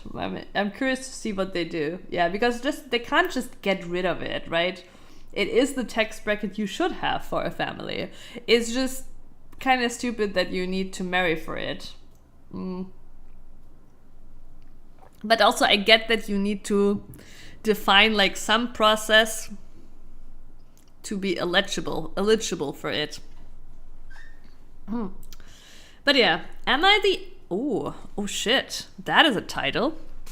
Am I the a-hole for being creeped out by my uncle's birthday gift to me? Ugh. Just reading the title.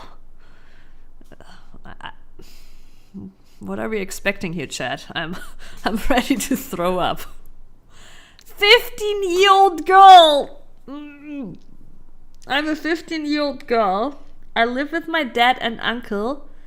Ugh, okay. It gets worse. Maybe we're being baited and the present isn't that bad. But, oh my god.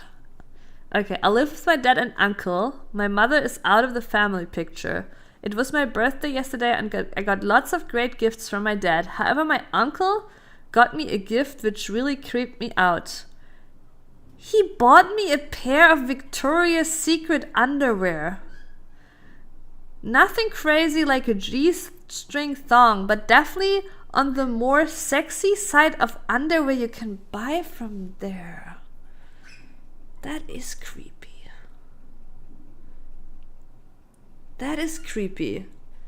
Neither your uncle nor your dad should make that present, if I'm gonna be honest. That is a present only your partner makes. Or you to yourself.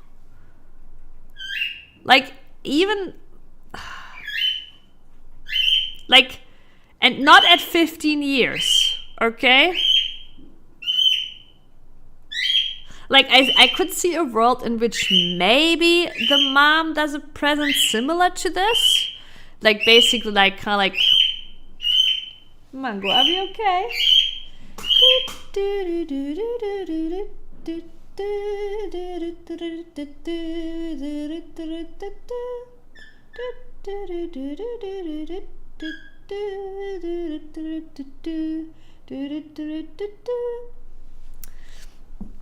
Works every time. This is like a really weird, and I think even a mom wouldn't make this present, but I could see cases in which the mom makes a present like that, but also not at 15. Like, this is also more a present of like, hey, maybe when, you know. Yeah, female friend works too. Female friend, even though I think even is like the best thing, because I think it can be a nice present from your partner, but if your partner makes that present, I think you also need to be pretty well established already, right? Because like, if you're in a short relationship only with a guy and he gives you like sexy underwear, it can have a weird, you know, it can have a weird dynamic too, where like, is this like, is this because you want me to wear stuff like this? Do you not like what I usually wear, right? It can have a weird dynamic. So I think even if your partner gives you this, you're probably pretty well established and know each other well already too. And for a mom, I could maybe see it at a certain age too. Maybe also, but it's still like anything sexy is just not something usually that you don't want this from your dad, not from your mom, and especially not from your fucking uncle. Like, that is like, oh. It was kind of awkward opening it in front of him, my dad at the time, but I said thank you and gave him a hug. But afterwards, the more I think about it, the more weird it is to me. How did the dad react? Couldn't he have given me a Victoria's Secret gift card? Yes, this would be a completely different deal. A Victoria's Secret gift card, I would still think 15 is a bit too young for it, right? I think at least 16, you know? But a gift card would have been not nearly as creepy, still weird. I would have still been red flag weird, right? But it's not as bad. This is like, this just shows how many levels of bad this is. I spoke to my dad about it and he said I was being ungrateful and it's not weird. What the fuck? What is this dad? Please, can someone help me? Your dad didn't care that your uncle bought you Victoria's Secret underwear? Is he mental?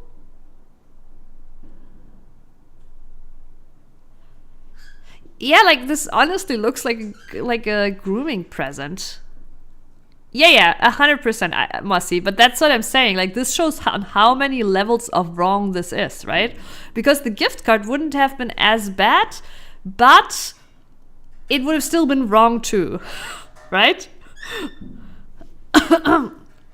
Like, and like, the thing is, right? For the uncle to gift this, it would have always been wrong. Even if she was 18, that would be even weirder. It would be like, oh yeah, you're 18 now, you know? You can now put the sexy shit on for me. Like, ugh. This is, yeah, and like, it looks like honestly, it looks like a grooming gift. This is pretty standard for someone considering SAing a minor. Do something a healthy adult would find upsetting to test boundary setting. Yeah. If the adult is fine with the underwear or dirty joke, lap sitting, kissing, etc., the abuser knows they have an easy target. I'm sorry OP has parents that are making it easy for her to distrust her intuition and setting her up for poor experiences. Yeah. Yeah.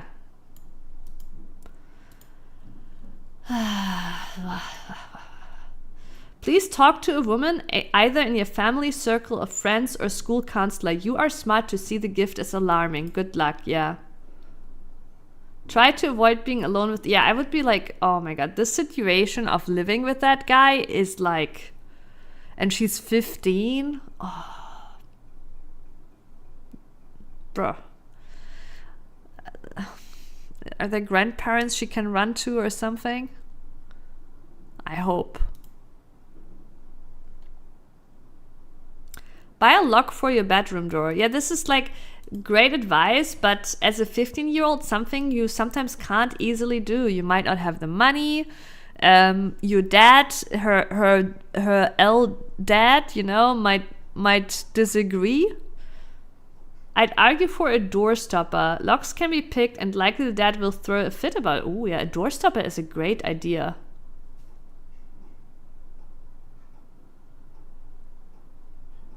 Yeah, that is a great idea.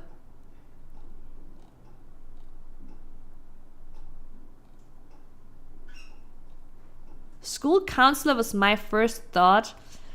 I don't know. I feel like I don't think school counselor is the best address. I think you should, like, unless she has no family, yes. But otherwise, grandparents, an aunt, I don't know.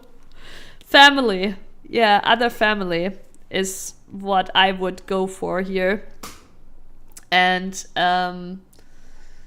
because school counselors, I don't know, maybe they can do more in America, but I don't know, over here, like, I don't know, there's limit, like, they're very limited, and it's not like the father is like being abusive to her, right? So the school counselor will also just contact the father and, like, you know, yeah, this, please talk to a woman either in your family or school counselor. Yeah, and I see it in this order too. Also consider buying an orange jumpsuit and gifting him back. Oh my god. Oh my god, that would be so hilarious. Oh my god, please. I know it's not gonna happen, but please, that would be so good. That would be so good. Also be aware that he could be installing video cameras in your room or the bathroom. Yeah, I don't know. Is it weird for me to feel like I wouldn't even wanna know? Because she's living in that nightmare. I mean, obviously you don't wanna be filmed, but like, yeah, it's like, just like, get out. But also maybe it's something that would finally kick off the LDAT.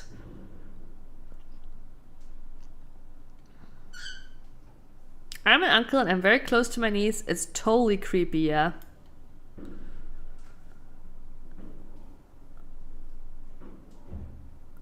Yeah, the father not seeing an issue with that gift is extremely alarming too. Yeah, and like,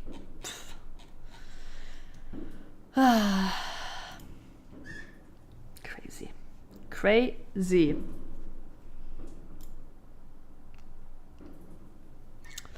Am I the a-hole for refusing to pay for my daughter's wedding after finding out her fiancé used to bully my son?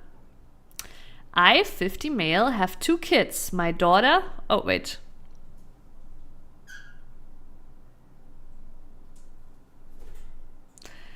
One can be too tentative. Maybe being very, very real is the right thing. I don't know.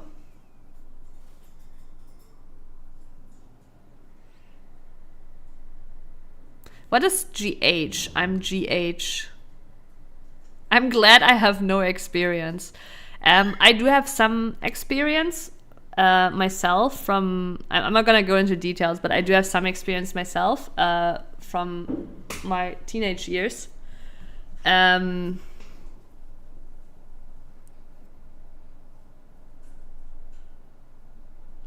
and honestly, the only thing you can do is run and seek shelter elsewhere. And like obviously you wouldn't want yourself to be recorded, but in that situation, living like the moment you find a camera and find out, it turns into a different level of nightmare, basically, if she has nowhere to go. That's kind of what I was alluding to, right? But it would still be right to find them and hopefully get something moving, right? Hopefully dad shows up at that time.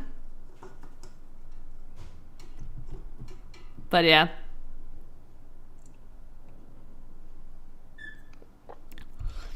I, 50, have 2 kids. My daughter, 25, who's getting married next year, and my son, 23, who came out as gay in high school. My son had a really rough time in school. Unfortunately, that is a reality. He was bullied relentlessly, and it took a toll on his mental health. He's doing much better now, but those years left scars.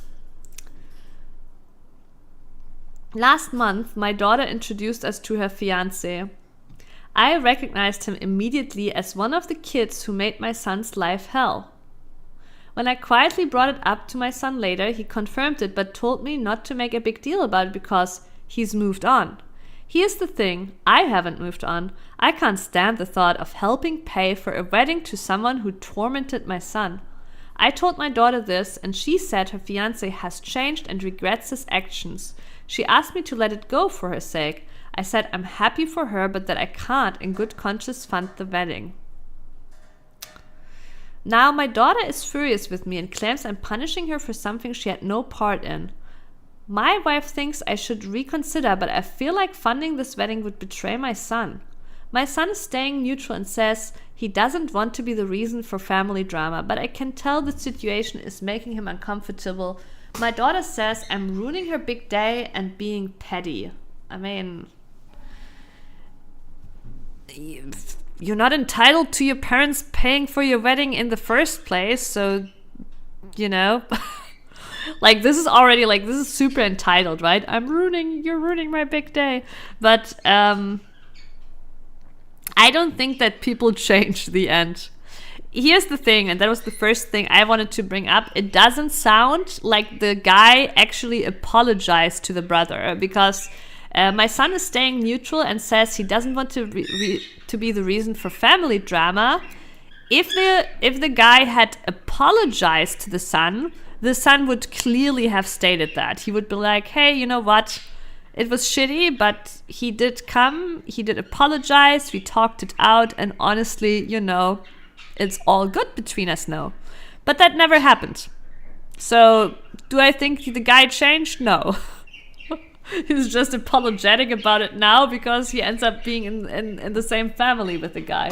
So, and I think when you bully someone for something like being gay, I also think that is a mindset thing that doesn't easily change. I'm not on the boat of like people never change, you know. I do think some people change, but yeah, this mindset tends to stay. Yeah, it's one of my Star Trek mugs. Yesterday we had the Picard facepalm mug, which I personally love even more to have on stream, because I can like just be like, and you see the Picard facepalm go up. They don't. In some cases, I think they do, because they become actually educated about things. Like, it's rare, and I think it's mostly at a young age, right? But kids can grow up with hate for something inherited by their parents, and then once they become teenagers and go into adolescence, can actually be educated on things that changes their views on this, right? Like, it's same for like racism and stuff like that. So I agree, Mossy. I agree to a degree, but I've definitely seen, but I also think it's mainly a thing that changes at like, for kids to teenager to adolescence, right? This is like and that is the time where we define ourselves the most, right? So, but yeah. like there's many cases in which like this kind of hate comes from honestly misinformation from parents, right? Blah blah blah. They don't. I have seen it though, but yeah, but in this case, I don't, here's the thing: if they had changed, they would have gone immediately. Listen, like, they would have gone immediately without even all of this happening. Like that. This is the thing. Even if the guy would now apologize, it wouldn't make a difference anymore, right? Because he didn't apologize immediately. Like, if he had truly changed, he would have immediately seeked out the brother for a one-on-one chat and apologized. Right? 100%. You met your daughter's fiancé for the first time after they got engaged? What's the rush to get married? If her fiancé has truly changed, then he shouldn't be making amends to his... That's not what it sounds like to me.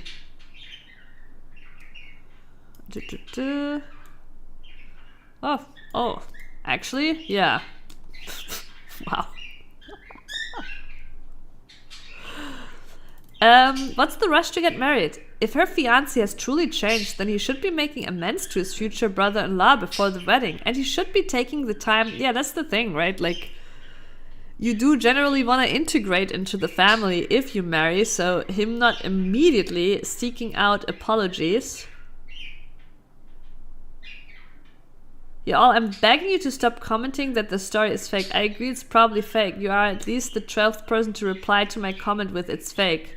My advice still stands. Stop.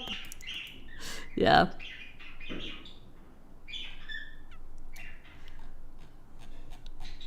Might be fake as always, but yeah, it's we're gonna do one last one before dinner break, chat. One last one. Let's scroll a little and take a sneak peek at the next four.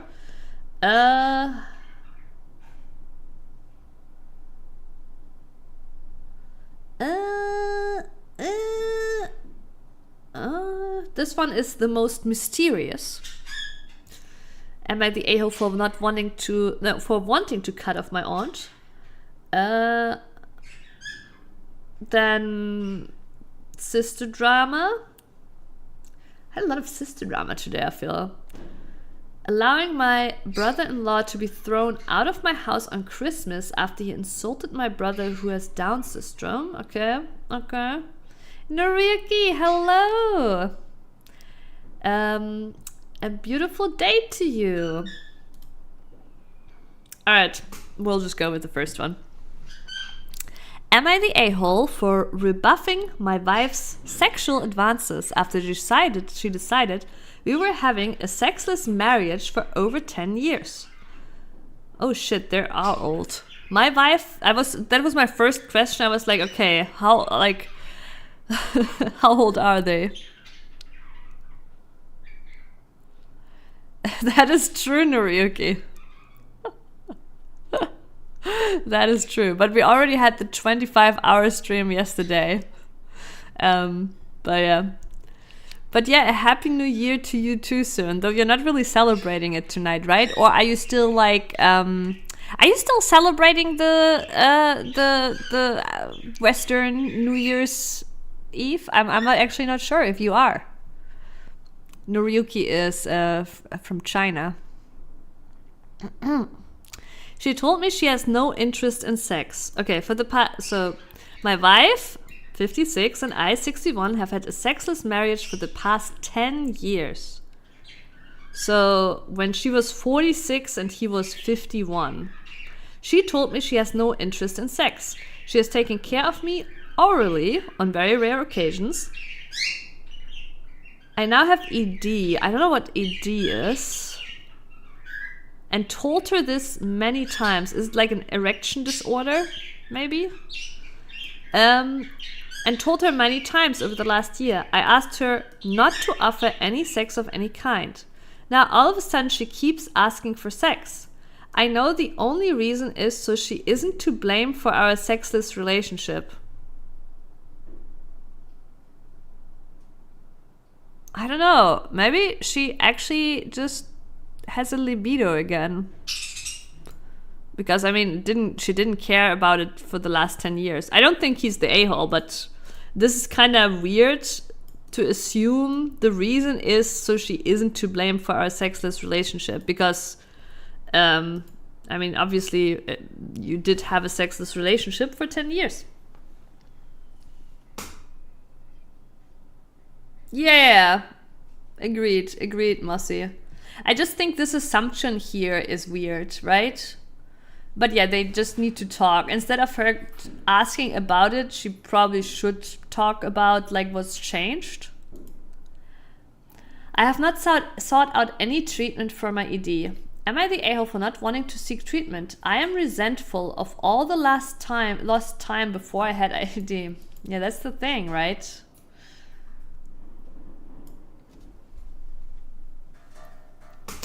This sucks so much because he should not have let this go on for 10 years in the first place, right? Especially if he's now resenting her for it. He should have pushed to resolve this way earlier. They maybe should have, like, because now he just resents her for it. I just don't believe her that she has her libido back. To be honest, I'm done with our sexual relation and just get angry when she acts like she is in the mood. Yeah, he doesn't believe her. And he's now resentful.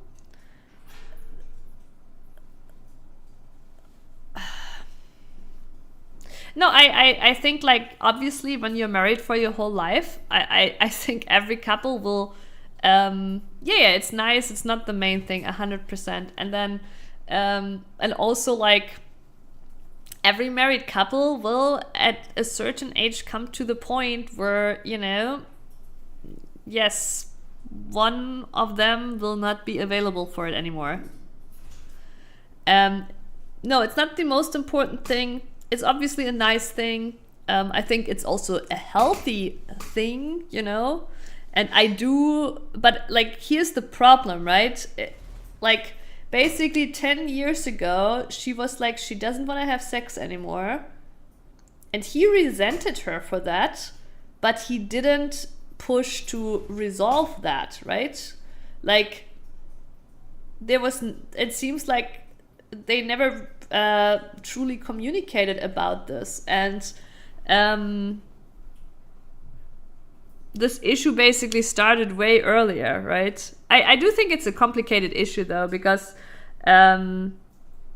or not a complicated issue, but like it's like a conflict that every couple has to overcome at some point, right? The different libidos and the different lust, etc. It's definitely not the most important thing. But if he is resenting her now for it, he should have not just let it go, basically, right? I'm not saying they should have had sex. I'm saying they should have talked about it more so they could understand why she doesn't want to anymore, whether there's maybe ways that she would want to again, right? Like, they should have figured this shit out. And maybe the resolution would have still been, we're not going to have sex anymore, but they should have figured the shit out, right? And they obviously did not figure the shit out. They failed at figuring the shit out. Feels bad, man. So I think actually he is the a-hole for not voicing his issues and just, letting it go.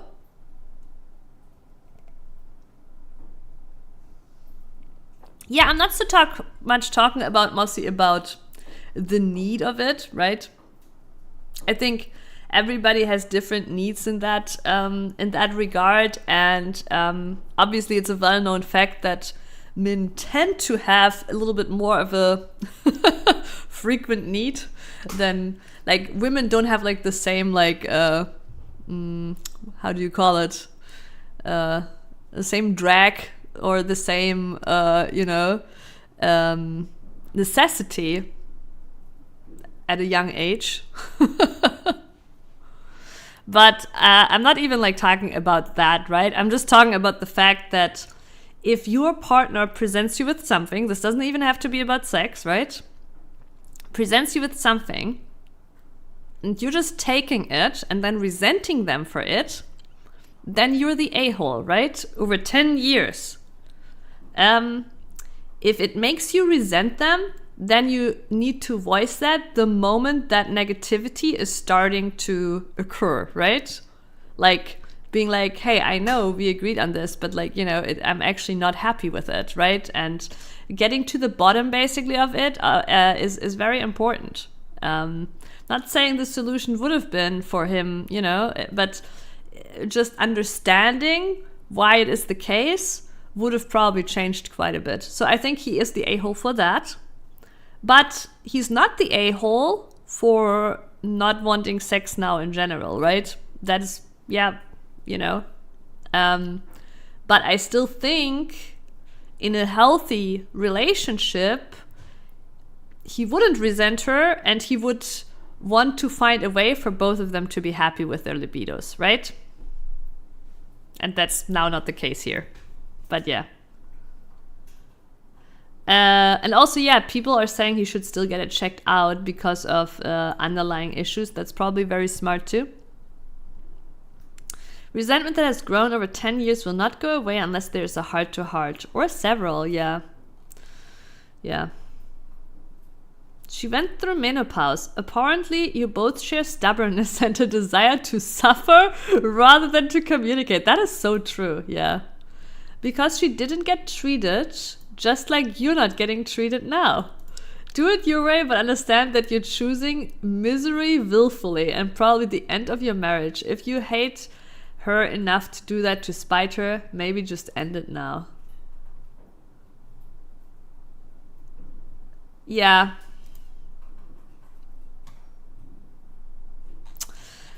Well, okay.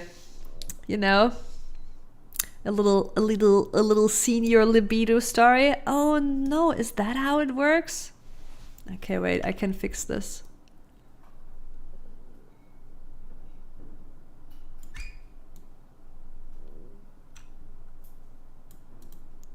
I can fix this. Okay. All right, chat.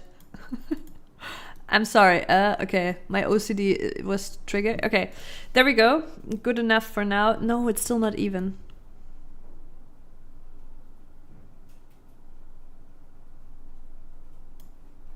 Is this good enough? Well, okay.